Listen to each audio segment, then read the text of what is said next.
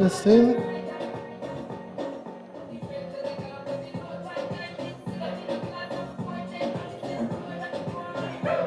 Testing.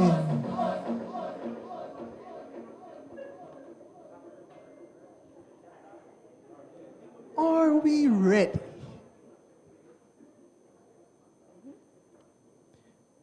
Ladies and gentlemen, for all those who would have joined us thus far, thank you so much. Please rise at this time for the national anthem of Jamaica.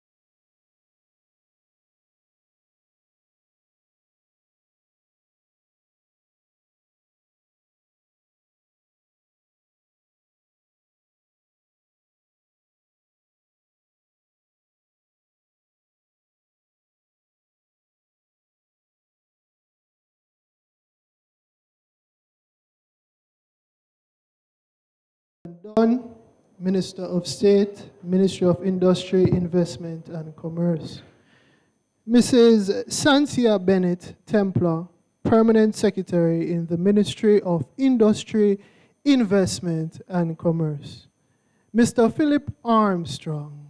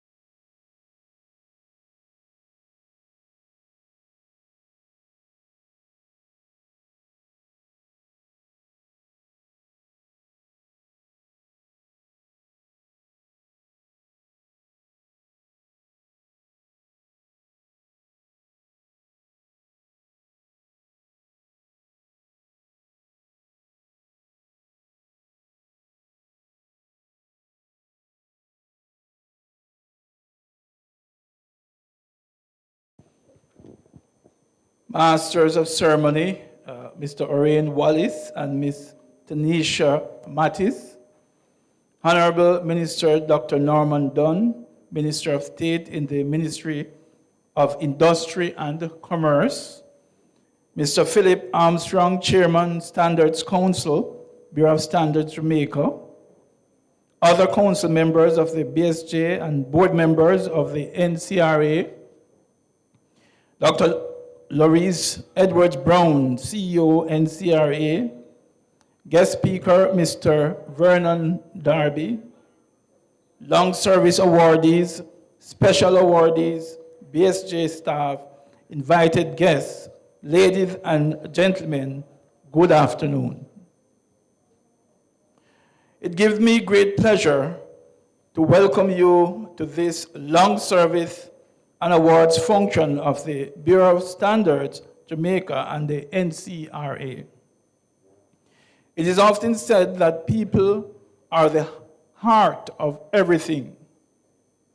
That statement is as true of the Bureau of Standards, Jamaica, as it is true for society in general.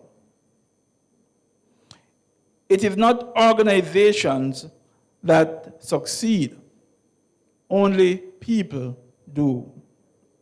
So this evening, as we take time out to recognize the long years of faithful service of the BSJ and the NCRA people, and to reward excellence in service, I do encourage all here and who are now joining us on live stream to celebrate with us this afternoon.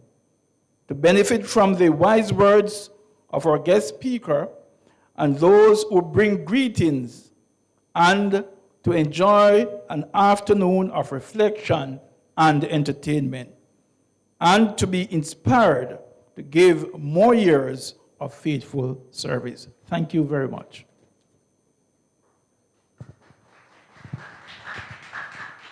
Thank you, Dr. Gooden.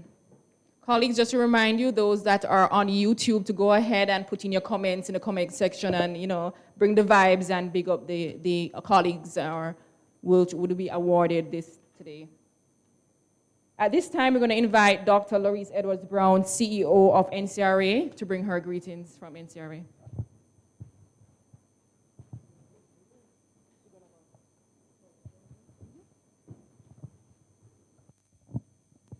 Thank you kindly. To our Minister Don and P.S. Templar and the mic, I was about to say mic of the MIC, the MIC family, the chairman of the BSJ Standards Council, Mr. Armstrong, chairman of the NCRA Advisory Board, Dr. Derek McCoy, all awardees and their family members who are joining with them, viewing online with them, all team members of the NCRA, the BSJ, the JANAC, HSRA family, and of course the NCBJ family. I want to say good afternoon and happy Wednesday. We are celebrating in a different style because of Zoom and YouTube, all because of what COVID is doing to us, but nonetheless, we are one big happy family, and we just pause for our day's tasks, our routine things to say we appreciate our team members. We know that 5 years of dedicated service is not easy to achieve these days. We have so many things tugging at us. And so when we have employees, our team members who have celebrated 5 years and 10 and 15 and 20, 25 and 30 years with an organization, we must stop for a moment and applaud their service. We also want to recognize today our retirees, and we want to single out for the NCRA team, Ms. Oreen Henry and Mrs. Weatherly Shaw, who through their hard work and dedication have spent their latter 5 years with the NCRA, building out the NCRA for what we want to become. We are not there yet, and we are sure that with other team members who will be inspired today to give their continued service, to get to that 5-year mark and that 10-year, 15 and 20 and 25 years, and wow, it will be 30 years one day when the NCRA is around, that you too recognize that the NCRA applauds your service to Jamaica. We thank you for what you have done. We recognize you that at times you must have given up your family time to work on things for the organization. We know that the last 2 years, indeed we're recognizing persons for 2019 and for 2020. We know that for the last 2 years it would have taken a toll on you. We saw you when you had to give up your family time. We saw you that when COVID was raging at us and we sometimes didn't even know what's going to happen next. And then there was a storm that was coming and we didn't know what was going to happen. We saw how dedicated you were when all the shipments of petrol coming into Jamaica that we were notified of, all of them were sampled. We saw you when we continued to maintain that goal where over 75% of our food establishments will be registered. We saw you, and we thank you. We thank you when you continue to do your activities at the port when others were not so sure what will happen with those imported products. And so our team members, whether you are in legal metrology and petroleum inspectorate, whether you're in the food safety inspectorate, or you're in the import and domestic market inspectorate, wherever you serve across the length and breadth of Jamaica, we applaud you for your service. And today we take time out to just say thank you to all those who have hit the milestone mark. Together, we'll continue to put our shoulders to the wheel and make sure that through NCRA, we continue to achieve the mandate of the government of Jamaica to make sure that food is safe for people. Our consumers and our business people continue to use weights and measures that are properly verified. And we want to say thank you for your service to NCRA and by extension, your service to the people of Jamaica. We applaud you and we thank you for your service. Thank you, Dr. Edwards Brown. Thank you, Doc. So before we invite the next person to bring welcome, I just have a quick question, a very, very quick question. Tanisha, have you ever been to the moon? And back. And back, right? No, I believe only a few persons have been to the moon, and I believe that the first man that actually went to the moon is... Wait, we should do a trivia. So those who know the answer should actually put it in the comment section Right. of YouTube. What's the name of that man? He has a last name that a lot of us would know. Come on, colleagues, in the comment section. We have a lovely basket for the person who's participating the most. Right, Mrs. Campbell? Right, Ms. Campbell? Yeah? Yeah? Okay. How the comment section looking at What's it? that? I'm seeing a comment. Yeah? Can someone read that to us, please? Ah, that's it. What is it? Neil Armstrong. Yay! No, I'm not sure if our chairman is related to Neil Armstrong, but his name is Mr. Philip Armstrong, and we welcome him now to bring greetings at this time.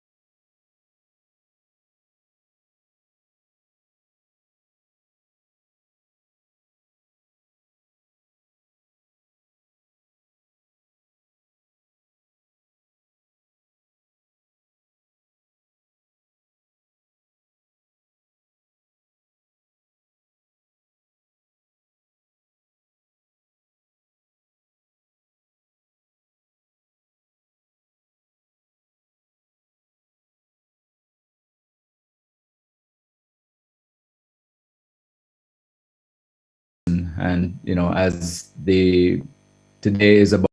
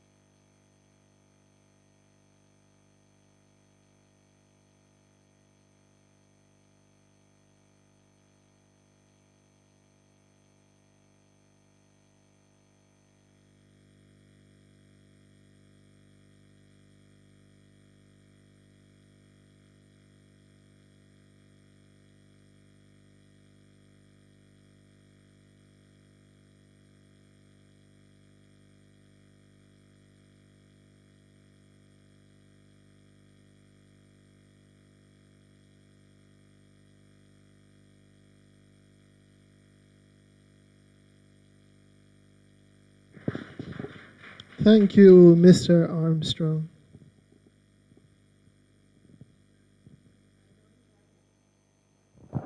I now invite the Honorable Dr. Normal Dunn, Minister of State, Minister of Industry, Investment and Commerce, to bring greetings.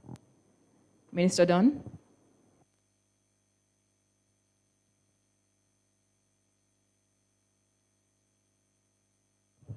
Yes, we are, sir. Yes, we are, sir.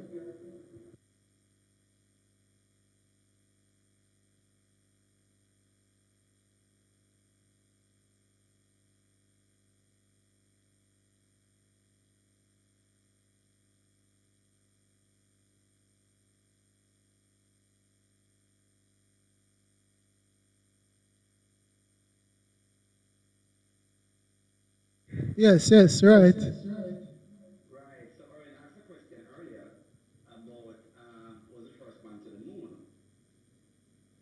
and I mean.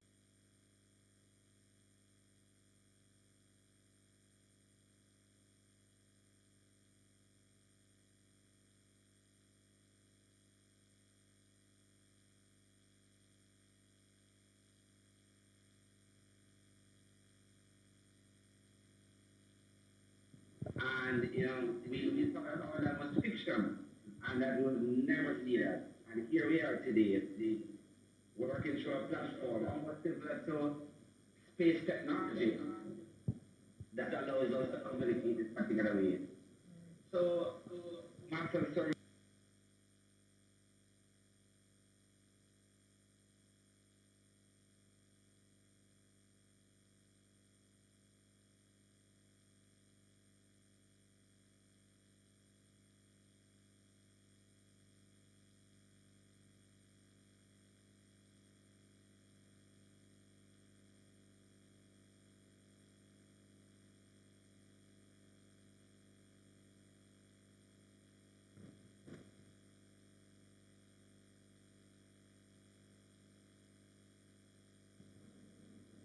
Mrs. Maxine Russell, Director General, HSRA, members of Standard Council, BSJ, management, staff of BSJ, management of staff of SCPJ, management of staff of NCRA, recent retirees,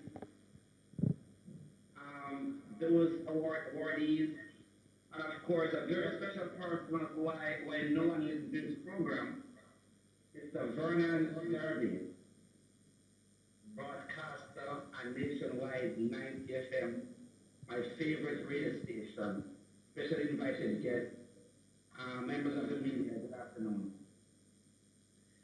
Now, it's always good for us to recognize persons, but it's even more important for us to recognize persons who have been with an organization for so long. And here I speak specifically to the retirees. It is a journey that most of us, once God grants us the longevity of life, will have to pass on that particular road. And some persons look at this as, oh my God, I'm retiring. What next? And look at it with trepidation, but a number of persons also look at it with open arms and look forward to that moment when they no longer go to a 9 to 5 or they no longer go to a 9 to 5 in the state place. Because some of them are very young, I can tell you, notwithstanding the age that might be on their birth certificate, I'm sure a number of these awardees are just like that. They possibly may move on to another year in life that they always had an interest. And therefore, this is only one step to this other pathway that they intend to travel. Some will spend the time happily at home, gardening and doing other things that they always love, or to spend time with their grandchildren or great-grandchildren that they, because of work, have not been able to spend a lot of time with. So they are on this new path, and I'm sure a number will embrace it. But we could not let you leave without saying thank you very much for the years that you have given to BSJ. And as we go through this new era of time, and in the era of COVID, and as all of us walk in this new journey, because it is something new for all of us. The last time there was a pandemic was what, 1918. So we in our lifetime have not seen it, and we may be lucky to see other pandemics, if you want to use that word lucky, in this lifetime. Because as we get nearer and closer to other races, including the animal race, then there will be possibility of movement of viruses, organisms from animals to human beings. And as we live closer and closer to animals in particular, these zoonotic infections will come, and they may come very rapid. How we prepare and how we navigate this pandemic now will give us a clear view of how to deal with future one. And we have now coined the word, and we're living by those words of living with COVID. Because we have no choice but to live with it. Just like how we passed through polio and other communicable diseases, learn to live with them by adapting or creating vaccinations or vaccines like now. And as the state minister here, I could not go without speaking about this matter. And I really hope, especially for our retirees, because age is in fact a risk factor, that you ensure that you are in fact vaccinated. And for all the staff at BSJ and all the agencies mentioned here this afternoon, I'm encouraging you. I don't know how else to think that you should go out. Do not listen to the naysayers. Because when you're on that deathbed, God forbid, they will not be around. Either you have heard it in so many cases that some of them are still Jamaican or them are hide and take it while telling you something else. So I'm encouraging you all, the staff, members, retirees, go out and be vaccinated. I am double vaccinated, and I'm proud to say it, because I want to look forward to a life and a day when I will retire to. So it's my pleasure to join you this afternoon at Bureau Standard, an agency of the Ministry of Industry, Investment and Commerce. And I want to pause here to say that Minister Shaw would love to have been here, but as I guess you'll have heard, he's actually off the island, and I'm here representing him. This is an organization that is near and dear to him, and to us here at the ministry, and therefore he would have loved to be here with you this afternoon.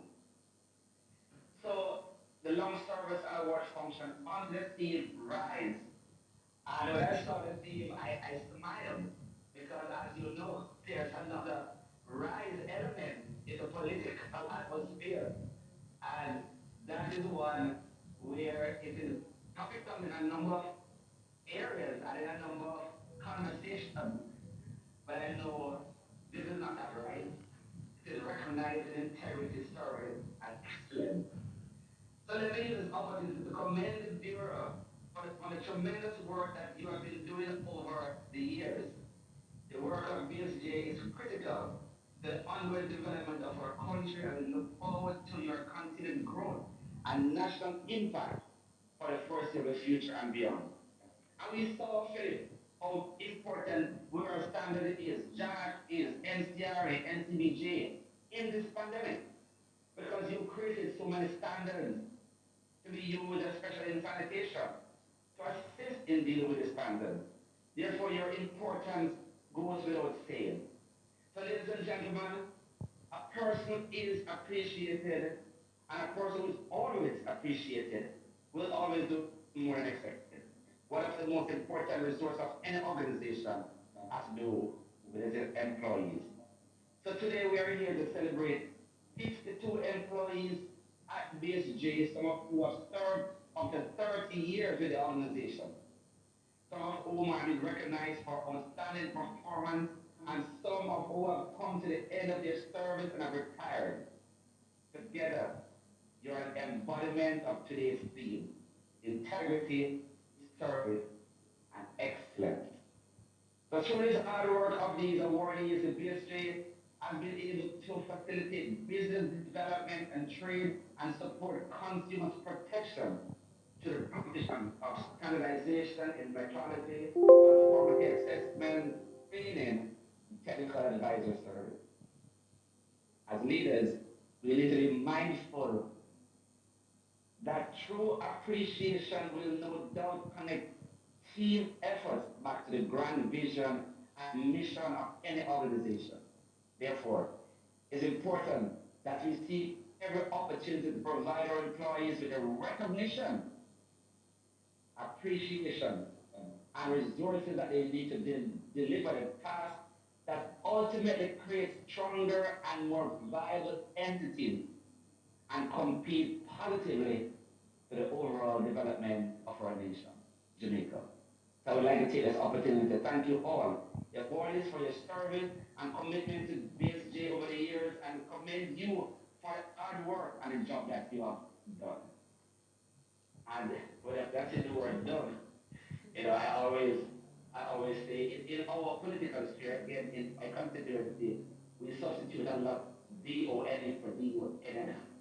So the long service recipient, I congratulate you on your dedication and the impactful contribution that you have contributed to the work of the BSJ, the ministry, and by extension, Jamaica, your country, our country. To the retirees and awardees this afternoon, I know your colleagues will miss you, and I wish you a happy and fruitful retirement. It is well earned. You deserve it. And I want to thank you sincerely on behalf of the Ministry of Industry, Investment and Commerce for your contribution and commitment to BSJ over the years. I have to thank each of you for your commitment, dedication, and service as an example to others to follow in your footsteps. Awardees, your contribution has served BSJ well. This afternoon, I join in saluting you for your hard work and commitment. Thank you. Congratulations to all awardees and retirees on a job well done. Thank you. Thank you, Minister Dunn. You know, Orion, as I listen,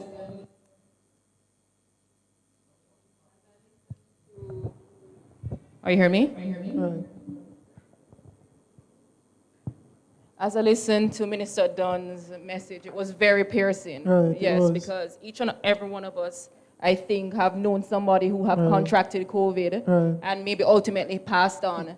So it actually hits home, you know? Yeah, it does. So I echo his sentiments in us doing our part or playing our part in ensuring that the pandemic move past us for 2021. Right. Thank you, Minister Dunn, again. To all the awardees, we appreciate you. I appreciate you. And I know Tanisha appreciates you. Funny thing, though, and I'm not sure if Tanisha wants me to speak on this. While we were preparing our outfits for today, I decided to go with blue, obviously because of the theme. And Tanisha decided to go with what she has on now because she said that it is sunshiny. Was that the word that you used? Want to bring happiness and joy. Happiness. So and when she thinks about the awardees, she looks at you guys as being beautiful and bright and amazing. I would have said the same thing, but you know, I'm not wearing the yellow. I'm in blue today. But I feel the same way. I feel the same way. I just hope you're feeling what I'm feeling.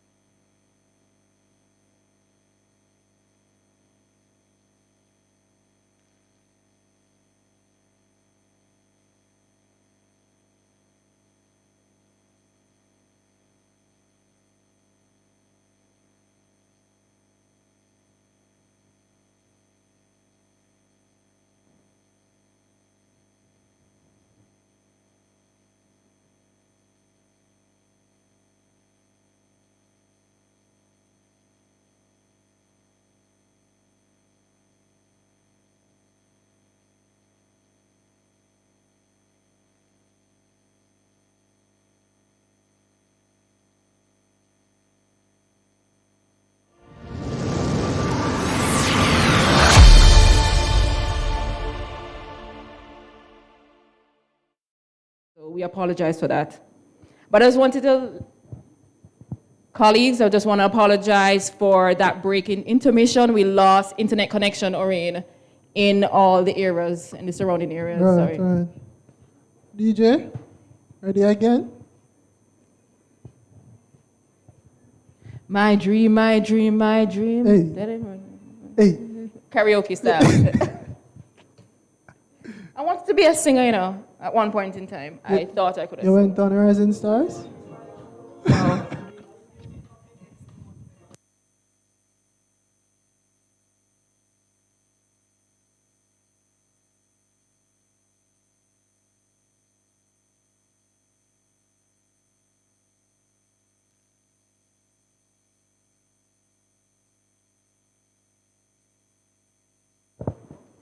All right, we're back. Thank you, DJ Marlon Young. All right, colleagues, even though you're to the music. Right, yes. That is true. Yeah. I saw with my own, well, 4 eyes, but yeah, same thing. All right, so at this time, I'm going to introduce our keynote speaker, Mr. Bernard Darby. Mr. Darby is from what I consider the Yam Parish. I need you guys to big him up in the comment section, which is in Trelawney. He attended the Low River All-Age School, Knox College, UTech, and UWI. Bernard has... Father said, praise of the Lord. And the heart started to come. Father was feeling inspired, man. Father said, praise the Lord. And the heart started to go down the hill, man. Father said, praise the Lord. And the heart was going down the hill, man, about 100 million miles per hour. And all of a sudden, the heart is coming to a precipice. And Father don't know what to say to get the heart to stop. And just as the heart was right to the precipice, Father said, amen. And the heart stopped dropping. Father was so glad. Father said, praise the Lord. Today, as we are gathered here, it's all about rights. Recognizing integrity, service, and excellence. If each one of us have that embedded in our DNA and it becomes a part of our culture, then this country shall rise from the ashes of crime, corruption, lack of respect for one another, and a place where everything is I know nothing. We have economic challenges, and if recognizing integrity, service, and excellence does not form the foundation of what we do in this country, then Jamaica shall not rise. In recognizing integrity, service, and excellence is not a part of every organization, be it public or private, then we shall not rise from the depth of hell that we have been in for a very, very long time. In recognizing integrity, service, and excellence does not form the basis of the educational system, then education by itself will take us nowhere. The family is the basic social unit of the society. Now, if within the family structure we do not recognize integrity, service, and excellence as the basis of developing our families, then the family will become dysfunctional, and so will the society. We are talking about integrity in Jamaica. Integrity. The Director of Losses Operations and Analytics at JPS, Rashid Anderson, said in 2018 that the Light and Power Company estimates that approximately 200,000 households and commercial entities are stealing electricity. This compared to the approximately 600,000 legitimate customers. So the 600,000 pay for the 200,000. I'm almost sure that figure is increasing by the day. Probably by now it's probably gone to about 400,000 or 500,000 not paying. What a life, what a country. If children grow up seeing mother thief, father thief, then picnic not just join the thief in line too. The same picnic bright and pass 10, 15 subjects, get first degree with honors and second degree with distinction, and then becomes a what? A judge, the prime minister, the Governor General, or even a Bishop of Jamaica, more than likely, thieving will still be in his DNA. What a country, what a life. Are you sure? We live in a country where a leader in the private sector suggested that the most notorious criminal in this country could be used to promote the need to take the COVID-19 vaccine. Sometimes I wonder if it is the COVID-19 we should worry about and not what is going on in our heads. I must tell you, I am an old woman. I cannot do anything. I told the old lady that she needs to write me a letter sharing her thoughts about this matter, and I would share it with the powers that be. She said to me, Mr. Darby, you are going to put my name and make them come kill me. I said to myself that this lady could not be worrying about her life now, because when death knocks, you cannot say that you are from wait a bit in Trelawney, so death, wait a bit. I told the lady to send me the letter, and I would not add her name. Her letter, along with my comments, was posted on my Facebook page and also on my Bark the Truth blog site. By Monday morning, she called me and said, Mr. Darby, my letter is all over the place.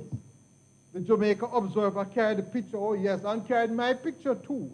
But my God, they could have this better looking picture make people think I'm handsome.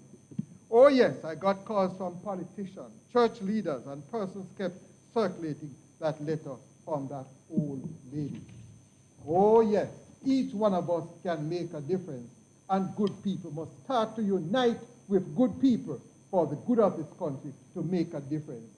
That good lady helped to change the thinking of this country. I'm proud to tell you, I think that suggestion is now dead.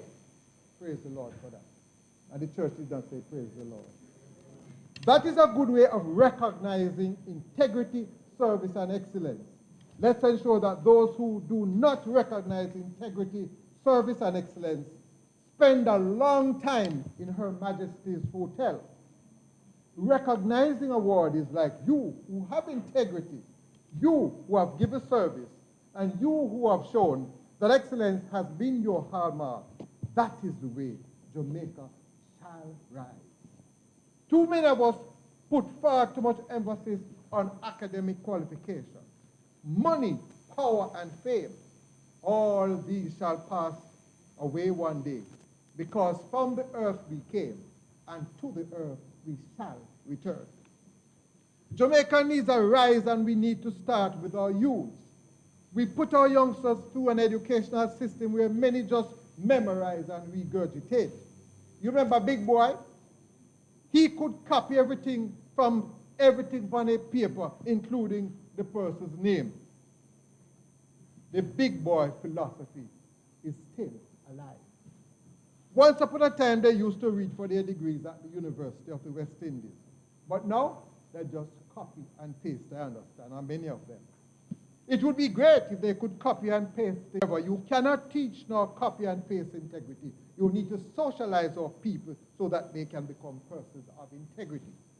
Some of you might recall that I was head of the Duke of Edinburgh Award scheme in Jamaica, a program where youngsters learn to work as a team, give service, and participate in extracurricular activities. It's a character-building program. I'm not for one moment saying that we should go back to the program which is linked to our colonial masters. But we need a character-building and recognition program for young people in Jamaica. We give successful businessmen OJs, and some of them, I must tell you, do not deserve it. There's one particular person I know, and I know the life that person lived, and I wrote letters and objecting to that person. Me, I would never, ever call that person honorable. Others get ODs and CDs. But what national system do we have in place to recognize our young people, to encourage integrity, service, and excellence? I tell you, we have absolutely no national one. We also need a formal system for recognizing our workers in the public sector who give exceptional service, and we should reward them accordingly. We never hear say, you never hear say encouragement sweetens labor. Give them a little title such as Gold Distinguished Worker. Put a little sweetness in them pockets. One should not have to be promoted to be a manager when you are not management material, simply because you perform well as a worker. We sometimes reward a good worker by promoting him or her to a management position. You end up removing that excellent worker from the workforce and making him or her into a dysfunctional member of the management team. I'm begging, I'm appealing as a supervisor. Him or nobody, I disagree with that.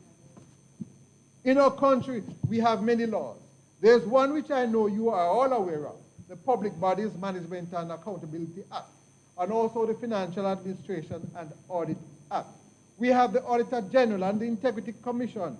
But the man on the street will tell you that if you're thief too hockey, a fool you fool, move off with $500,000 and you are seen as a star. We should never forget that many wanted cash plus and they end up with cash minus. We are still paying for that today, and the conceptualizers have gotten away scot-free as far as I know. Let me not go any further for fear of being too controversial, and I don't want to make controversy kill the message. But I will say, those who have ears to hear, let them hear. And in my message, there's far more that I don't say, but those who are reading into what I am saying will understand. I must say thank you for inviting me to share my thoughts with you. When I was called, I asked myself, I wonder why they asked me to come here, right? I don't walk with titles and honors. I am not perfect, and I've made many mistakes. And one such mistake, sometimes I forget that I'm supposed to look after myself. I'd like to believe, though, that you have invited me because you wanted someone to say it as it is, someone who has served and looked for no return, someone who enjoys serving, and someone who would like to see this place be a better place. The president of the Council of Churches, who I think is watching right now, Reverend Newton Dixon, told me, workers contribute some 70 billion directly from their earnings and then turn around and pay GCT, gas tax, transfer tax, and a multitude of others. You are 1.2 million strong, which means you help to support and provide for the other 1.7 million out of our people who do not or cannot work. You are our nation's most valuable asset, yet you are still underpaid and overworked. It is noteworthy that you have survived, but it is no surprise because of your indomitable, never say die, putting up resistance, turn your hand, make fashion spirit. You prevail with the strength of the Almighty, one and the resilience and strength which you've garnered from the trials and triumphs of your ancestors. So says the president of the Council of Churches, Reverend Newton Dixon. Carvan Gale, Mr. Carvan Gale, president of the Bustamante Industrial Trade Union, said to me, we must always recognize the working class for their contribution to the building of this country. They have worked with class. Dr. Loy C.A. Walters, President, Human Resource Management of Association of Jamaica, in her message to me says, recognizing employees and workers in the workplace for their service excellence builds the foundational principles of integrity and trust. Trust and honesty are the fabrics from which relationships of integrity in the workforce are designed. Rise. That is recognition, integrity, service, and excellence. It is how we begin the process of repairing the damage done to our work ethic and raise the low trust embedded in our culture and society. I said challenge the Bureau of Standards to continue to do its work. I know that money is tight, that organizations like the Bureau of Standards Jamaica must get the needed funds to serve this nation.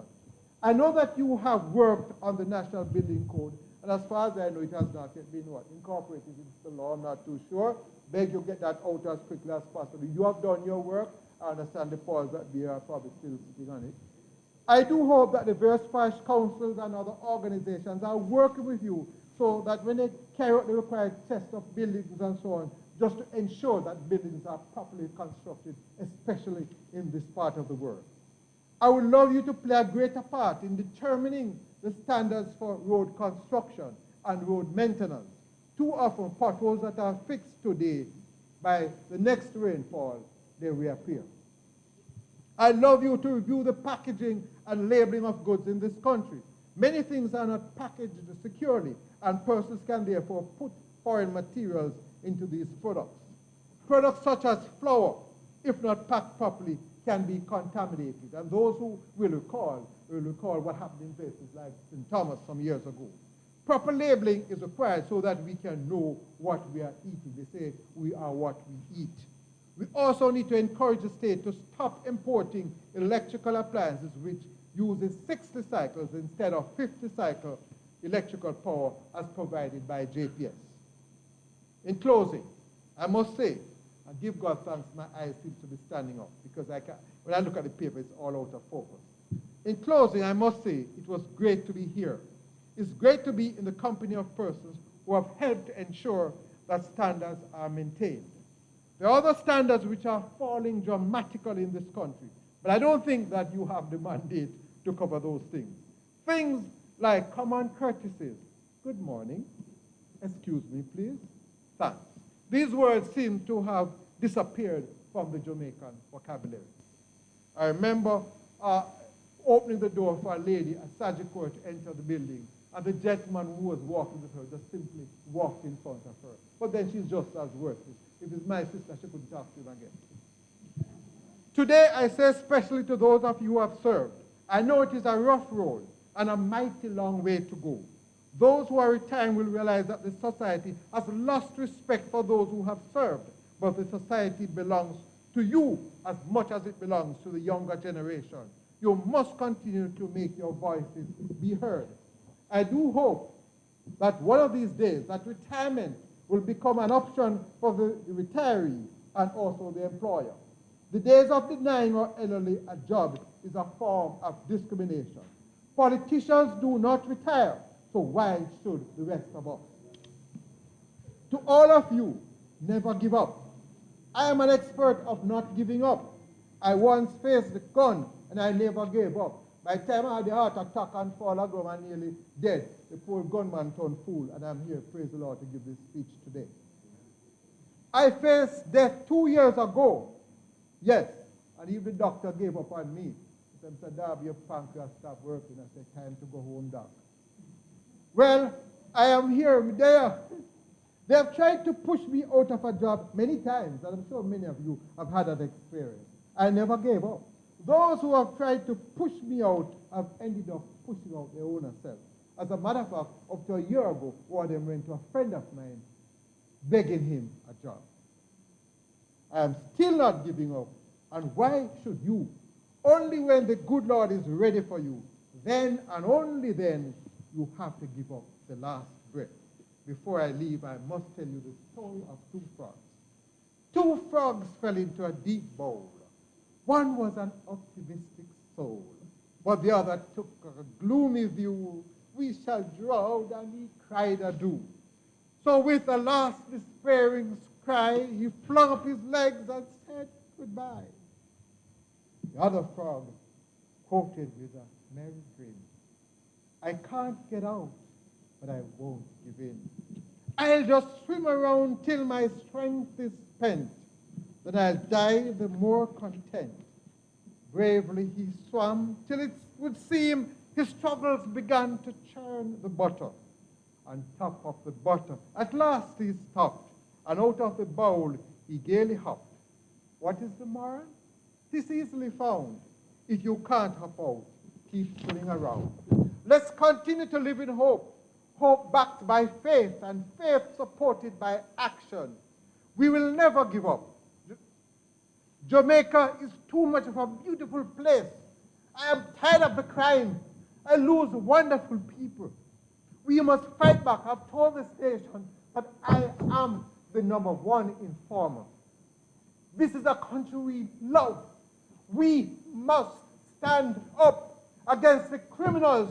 One has gone down, and the kind of people are here blaming the rest of us. We tell boy we go to JC, say must go take up gun and kill people, and you're blaming the rest of us. We're making these people into a superstar. Thanks for inviting me. Stand up and fight. Thanks for inviting me. I hope you all I love you all. Walk good, my friend.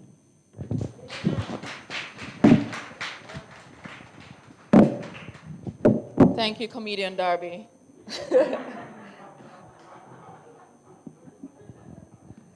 Alright, I always said to myself, everything happens for a reason, you know. Right. And there's a reason why all the movers and shakers and the most powerful persons of NCRE and BSJ are here today. And I'm hoping that the message will penetrate them, and we need to start normalizing to recognize good workers. Right. Yeah. Right. And can I say this as well? While I sat and I listened to Sir Darby articulating his desire to rejuvenate the minds of our people, I just have to take the time to acknowledge the fact that even though these persons aren't getting awards today, we need to recognize our cleaners, our security personnel. It's important because they're doing the work day in, day out, and some of us take their work for granted.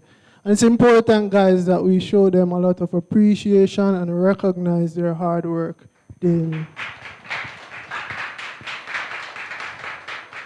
We can even start as simple as just knowing their first name. Right. Yeah. Right. And finally, when Sir Darby was speaking, I started.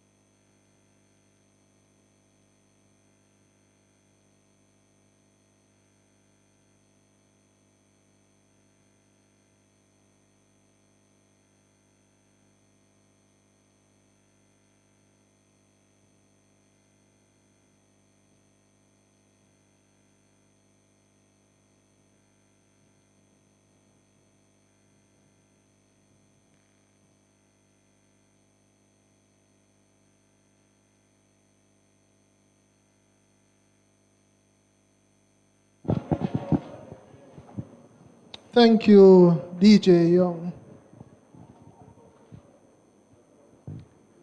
Colleagues, I have a trivia. Just put the answer. Staff Awards function is now held every 2 years. We didn't say 1 or 3, but every 2 years. The last one being held July 2019. There will be 2 sets of long service awardees, those for 2019 and those for 2020. As of December 2019, 26 members of staff served the Bureau for periods of 5, 10, 15, 20, 25, and 30 years, respectively. Wow. Yeah. Wow. Wow, that's amazing. Big them up in the comment section, Yes. colleagues. Today, these employees are being acknowledged for their contributions to this organization. Great. And we just want to take the time out to invite Lady in Red and White, Miss Nadette Brown, and the Chief of Staff herself of HR, Miss Judith Campbell, to the stage to assist with the presentation of the awards. The ushers will escort you. Ushers, come on, yes. Escort Miss Campbell.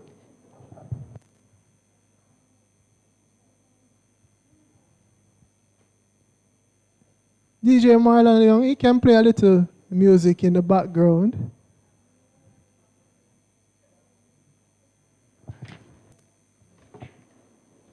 The awardees will be announced for each category, and the recipients are asked to ascend the stage from the main aisle to accept their awards. Awards for 2019, the first set of awards in recognition of 5 years of service, followed by 10 years awardees. I invite Dr. Dwight Randall, Director, Science and Technology Division, to make the presentations to the 5 and 10-year awardees.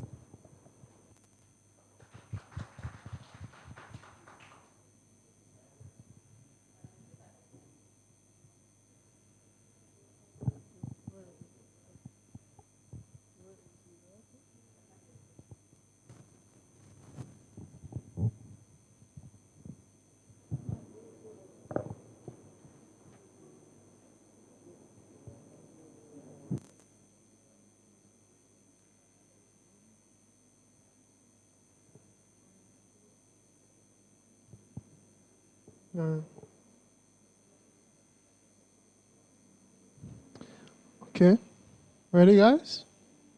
So we invite Jodianne Henderson to the area. Yes, and Jody's rocking a Louis Vuitton outfit today. Yes, awesome. Yes, it's nice. Yes. Camera time, guys, camera time.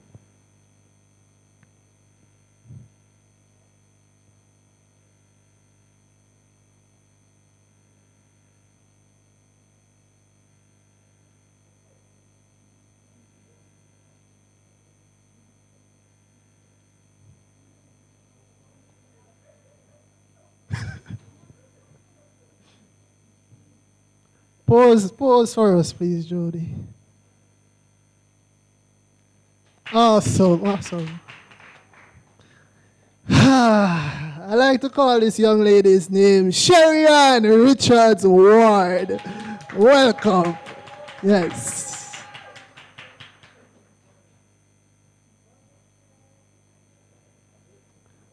We can't get the music. Them can't do that.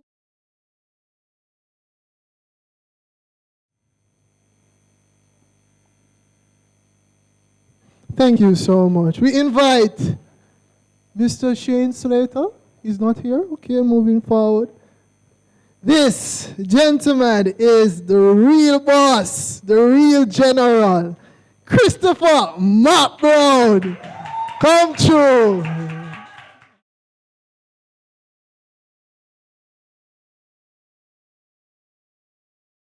Oh, that's a verse, yeah.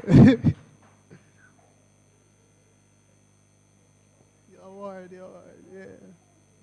Pause now.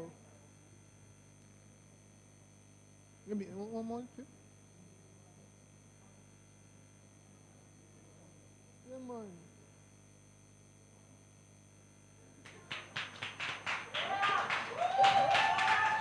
Thank you, Chris.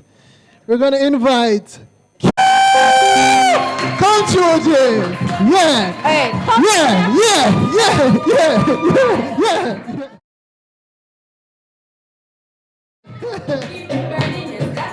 Yeah, yeah. Give me a mark, give me a mark. Yeah, yeah.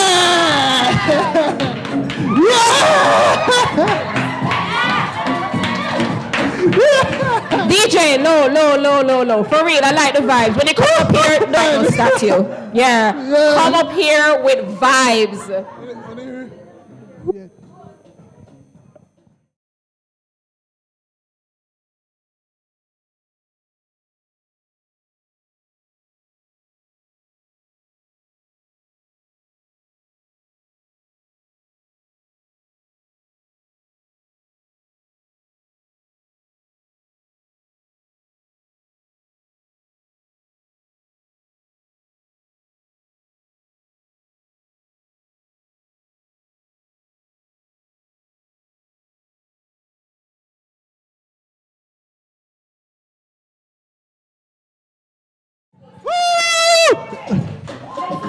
Hey, hey, hey, hey, hey, hey, hey, hey, hey. Yeah.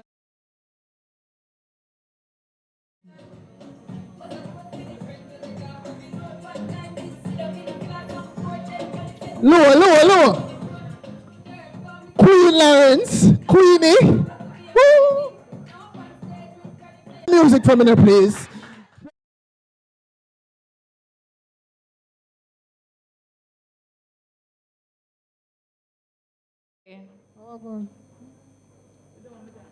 Yeah. Mustang. This is so fun.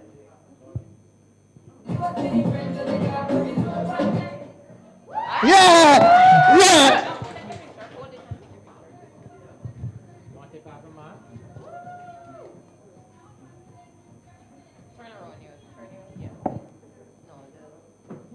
Hold on. Nice. Oh gosh. Guys, Sally is rocking her new shoes today. Hope you're paying attention. Yes. Nice. Right.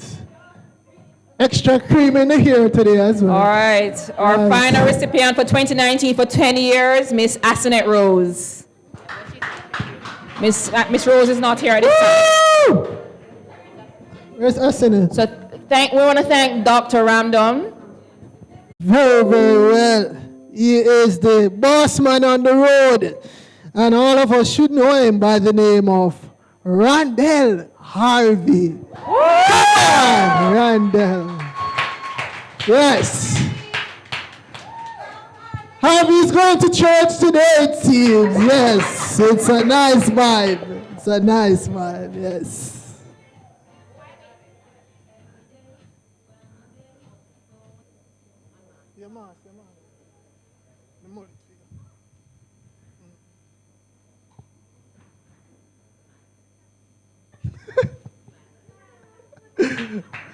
Thank you, Harvey. Thank you.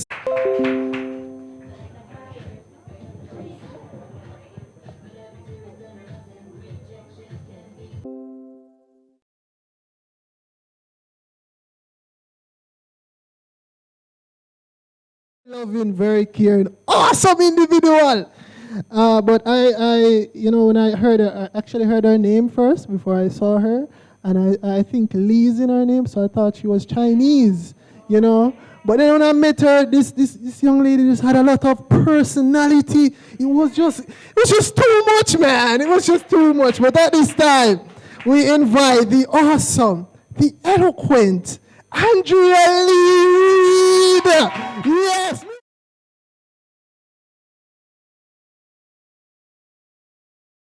Yes. Yes. Shoes. Oh my! Look at the shoes. Oh my. Oh. Look at the shoes.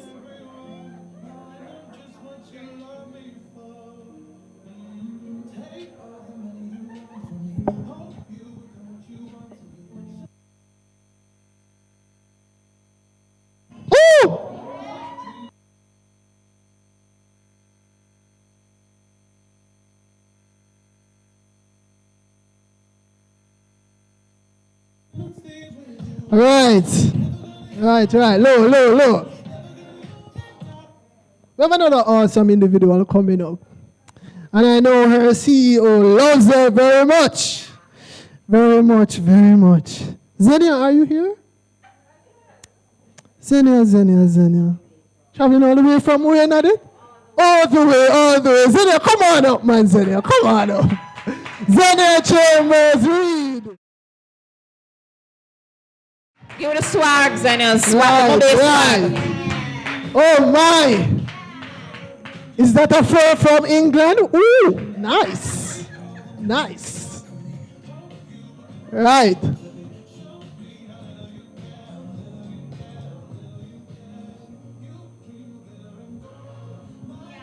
Yeah, yes, nice.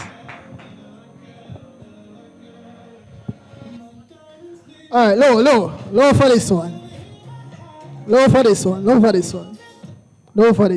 This one is a boy. The one here, love the one here, man. Yes, sir. This one, she isn't a sergeant. She isn't a W02. She's a marshal. You know, I just want to make this very clear. She's a marshal. And hold on. I'm gonna come up here. Don't come up here yet. I'm not finished.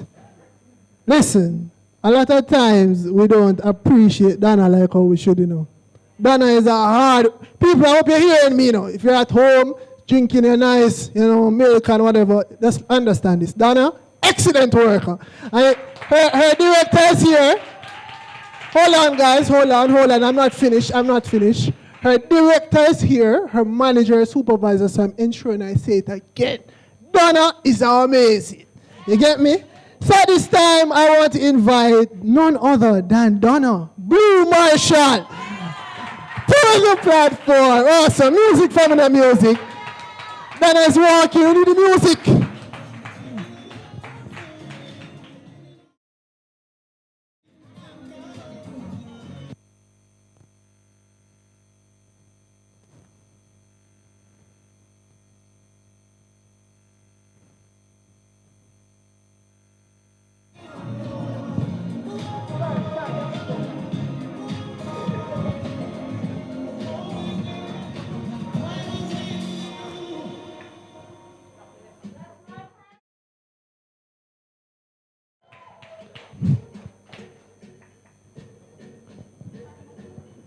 Thank you. No. Thank you. So over to you. Thank you, Mrs. Stewart Morris. I now invite Dr. Velton Gooden, Executive Director, BSJ, to present the awards for 20, 25, 30 years long service. Right.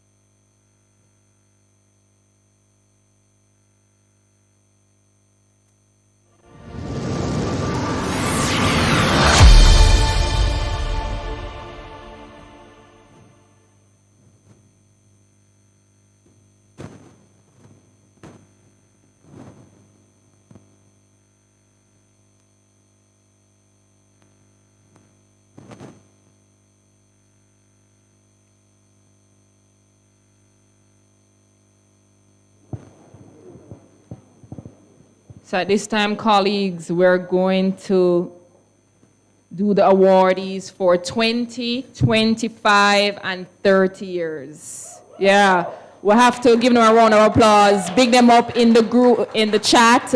A long time them there. Hold on, T. Before you call the name, Music Man, do you have a song called Cover Me? Do you have that song? If you have that, it's a random positive. You have it? Wanted to play that song for the next person who's coming up. All right, thank you so much. For all the recipients that are coming. Yeah, man. You see why. Yeah, and also, I need Sherian to give this recipient about 4 of these baskets because she was a part of my interview panel. Yes, so man. She there. Yes, so man. I want 4 or 5 of those baskets to go to her. Yes, man. Find a song there for me now, please. All right. Yes, man. 20 years. Everybody, cover me.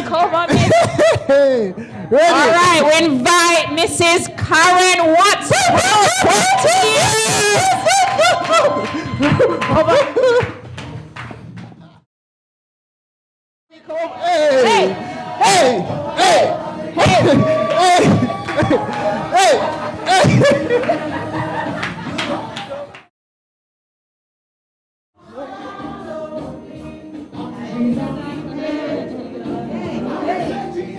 Yeah.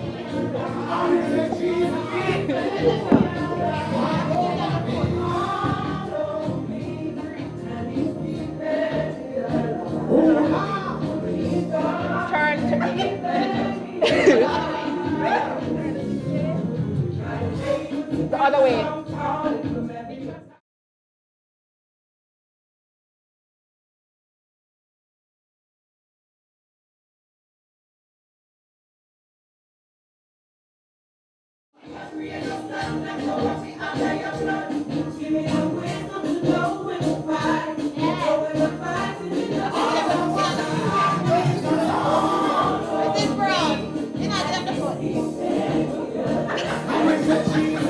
Yes, yes, it's a nice time. Yes.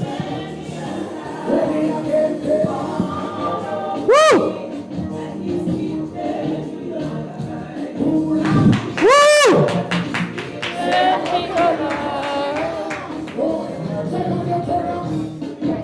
We're gonna keep the same vibes for the next recipient. And like I said, when you're coming up here, you need the vibes. When you're coming up here, when you're taking your walk, 20 years is a lot, you know? 25 years is a lot. So, yeah, it's a lot. So them hold up the mirror. So the next recipient, we're gonna invite Miss Judith Campbell for 25 years.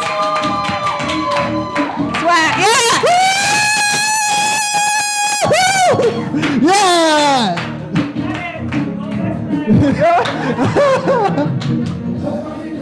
Cover me,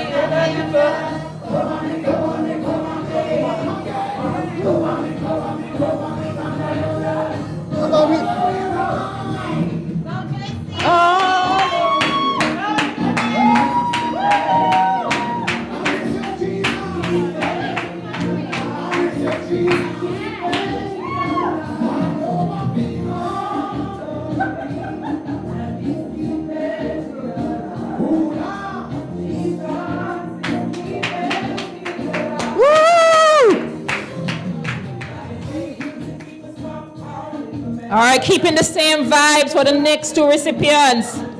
Listen, low. 30 years and then 30 years. Wow. Crazy. 30 Yes. years, yeah.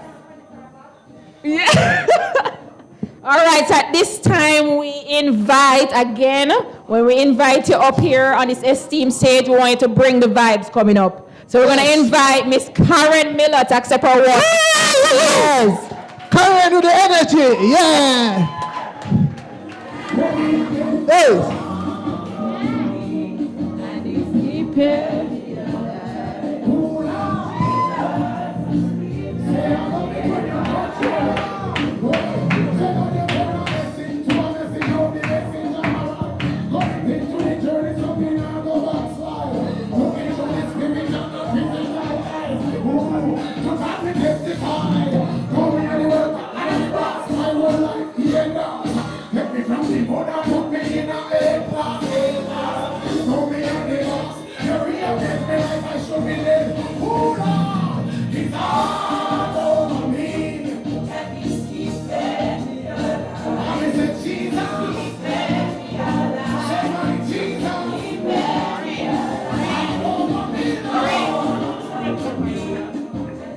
All right.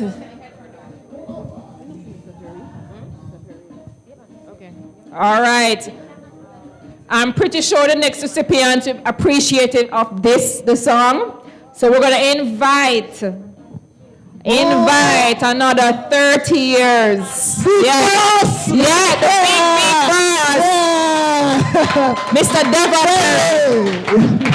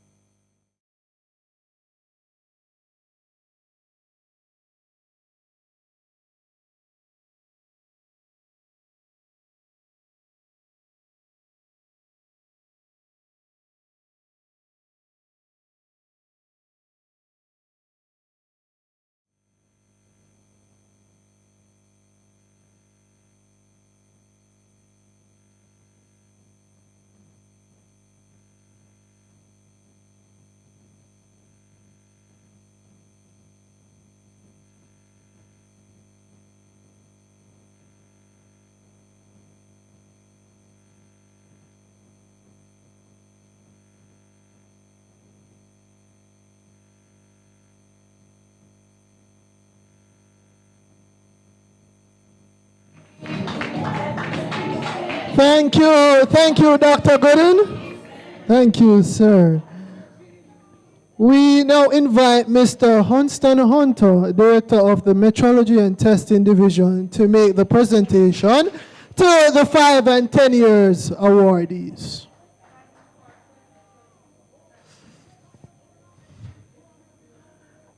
I'm not seeing Janelle. Is Janelle here? Is Janelle here? Carnegie. She here? Okay. Eldon? Is Eldon here? Okay. All right, so at this time we're going to invite Greg Douglas to the platform to collect his award.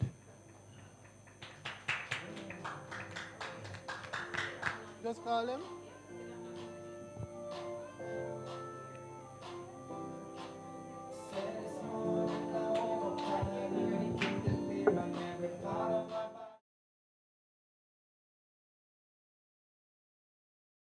Put a mask behind it.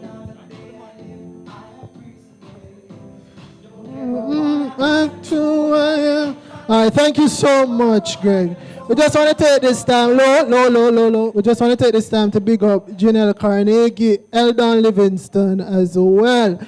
At this time, we're going to invite Clifton Grant to the platform to collect his award.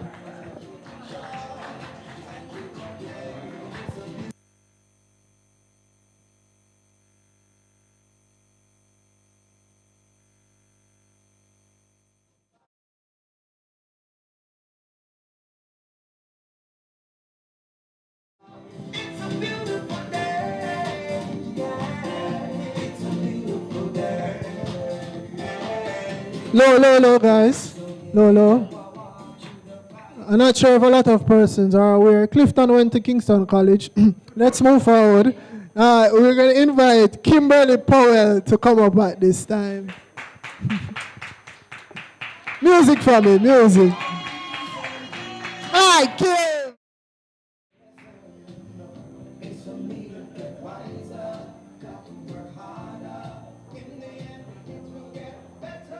Woo!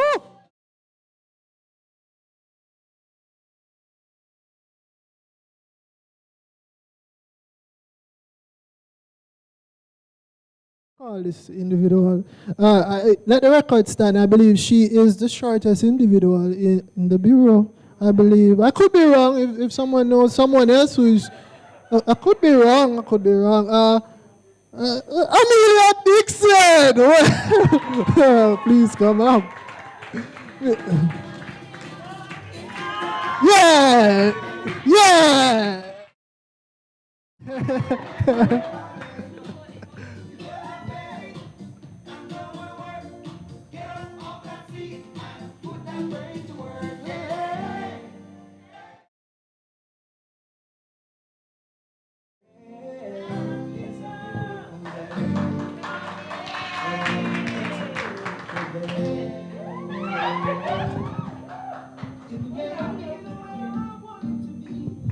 Thank you so much, Amelia.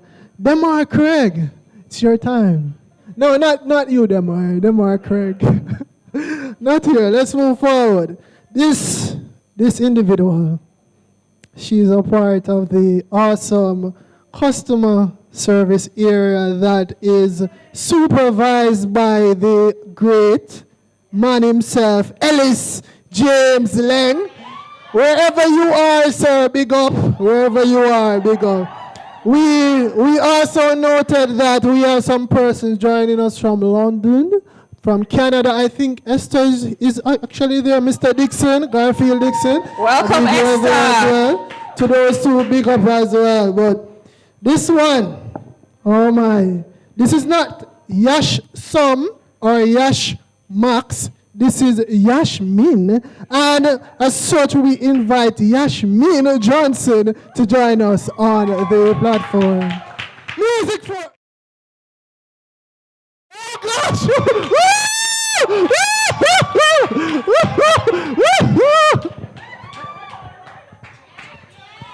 Yeah!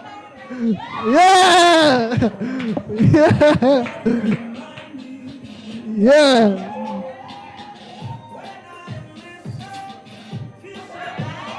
Yeah.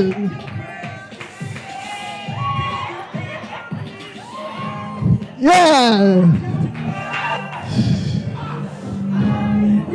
I hope we have something special for Yasmin, you know. All right, all right, all right. Low, low, low, low, low, low, low, low, low, low, low, low, low, low, low, low, low. This individual, this young man, but he doesn't like to sing. I'm not sure why. A lot of persons classify him as the ladies' man, and this gentleman has a lot of ambition and a bright future ahead of him. Which ladies' and man that? as such, we invite none other than Ray Johnson. Yeah, yeah.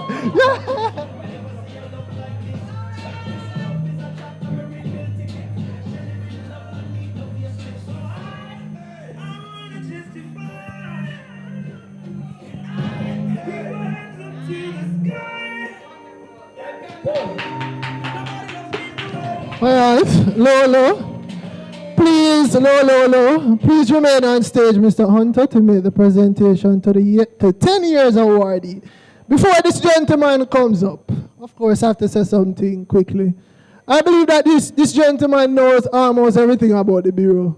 I think, listen, sometimes I don't think we really value this gentleman's intellect. Very bright, very bright. And just as I speak about brightness, guys, remember that we have the Standards Challenge quiz tomorrow, and this gentleman will be partaking in that competition. But, of course, let me get back. This gentleman, very fashionable, very intelligent. More than you. More fashionable than you. Very, very fashionable, very intelligent. And I believe he's a lover of dancehall. We invite the great man himself, Mr. Allen Garfield, to the platform. Music, give it. Yeah.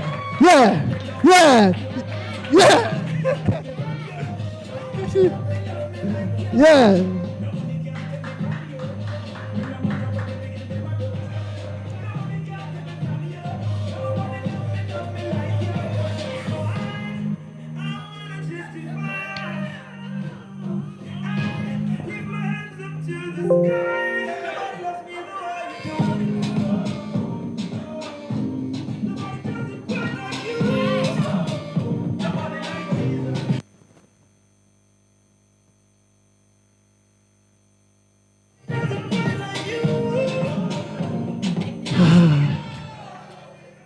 All right, thank you, Mr. Hunter, for facilitating the presentations.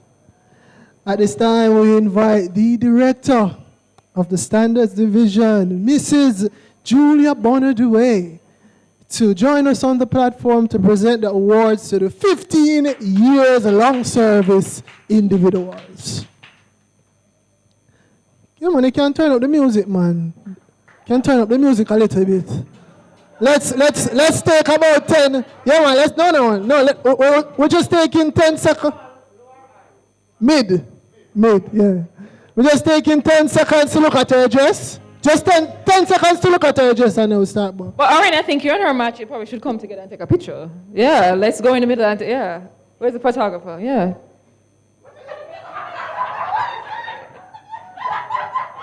All right, GQ. All right, ready again, guys, ready. All right, so at this time we ask Cornish Duane. And guys, Cornish a boss. Cornish is the boss, man. Why you holding on to your belly, Cornish? Come on, man. Come on, man. Ready?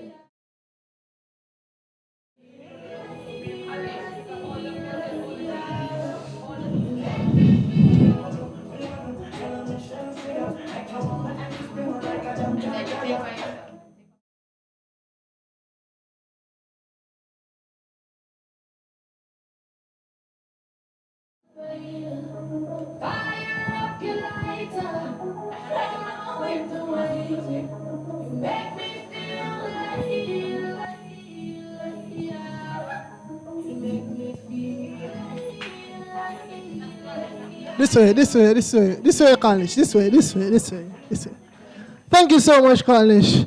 The next individual, she has a lot of athletics, probably in her family, with the first name Elaine.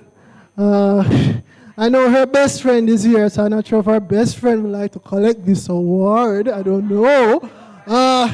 But we all know this individual. She's very outspoken, very intelligent, and very beautiful. We just want to acknowledge Elaine Edwards. Michelle, come and collect this for Elaine.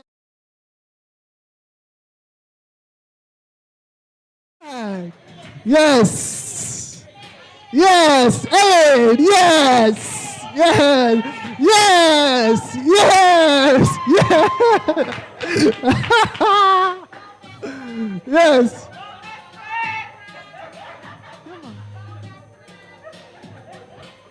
Yes. Yes. Behind you, Michelle, behind you. Elaine, beat her face though. Yeah. Exit that way. This way, we invite Earl Stewart to the platform. Earl, wherever you are. Sorry? Unfortunately, I don't think Earl is here, but we thank him for his services. We do. 15 years. Of course, we'd like to invite Tanya.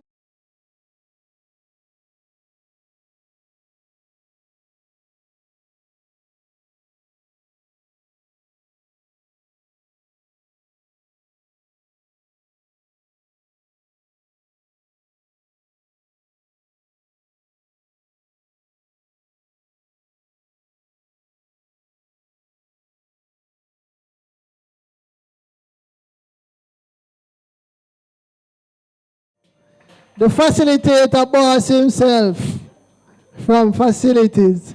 Sigismund Edwards, please join us, sir. Yes.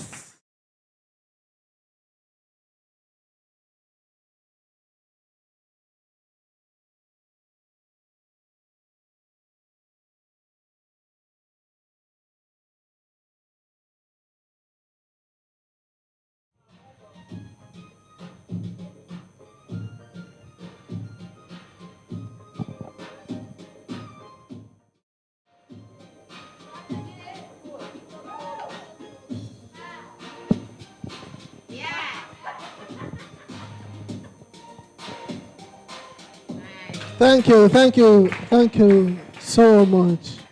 All right, this next individual constantly threatens me with her ability to call Nadet on me. And, you know, she just loves doing this. I don't know why, but she loves it. I hope her hand is free now, but I invite Michelle Grant again to collect her award.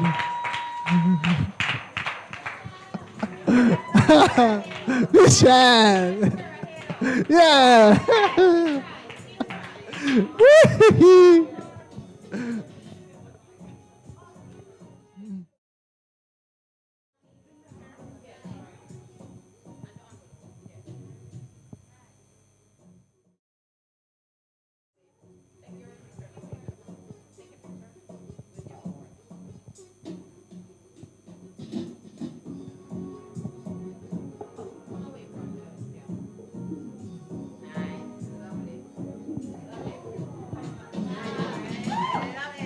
Thank you, Mish. Thank you.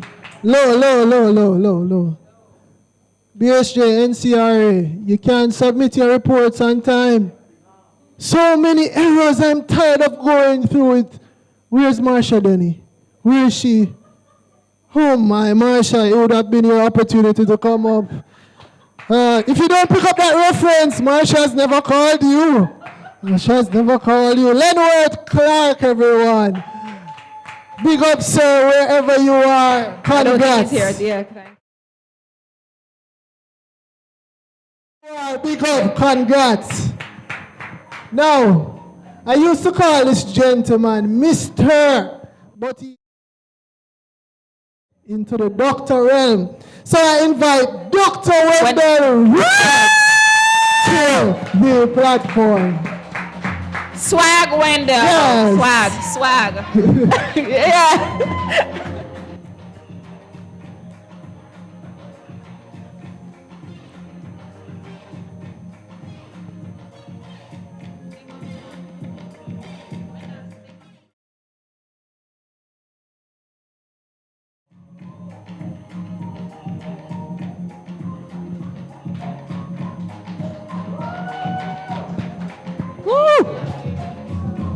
Mr. Kirk.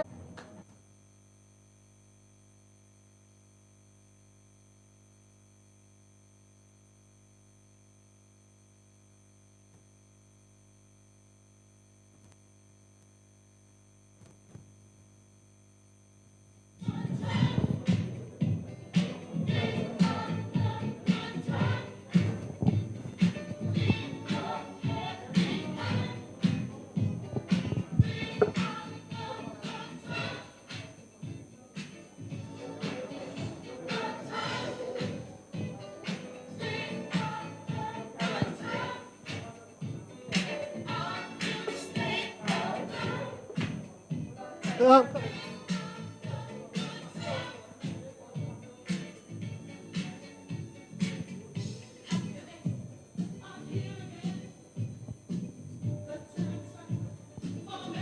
All right, low. You know, persons always say, if it's nice, do it twice. And, you know, we're just going to look back briefly at those 15 years. And we just want to big up Dion Price. We understand that you might not be able to join us, but Madam Stacy will be coming to collect on your behalf.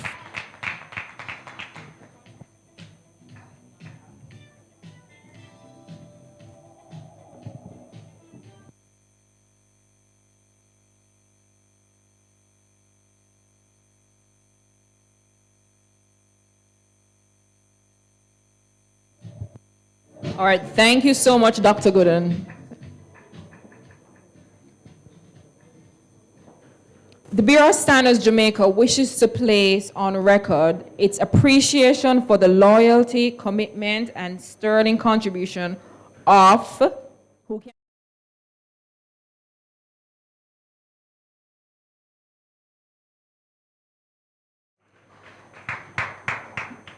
these persons gave a total of 185 years, Oreen, of dedicated service to the Bureau of Standards. Whoa.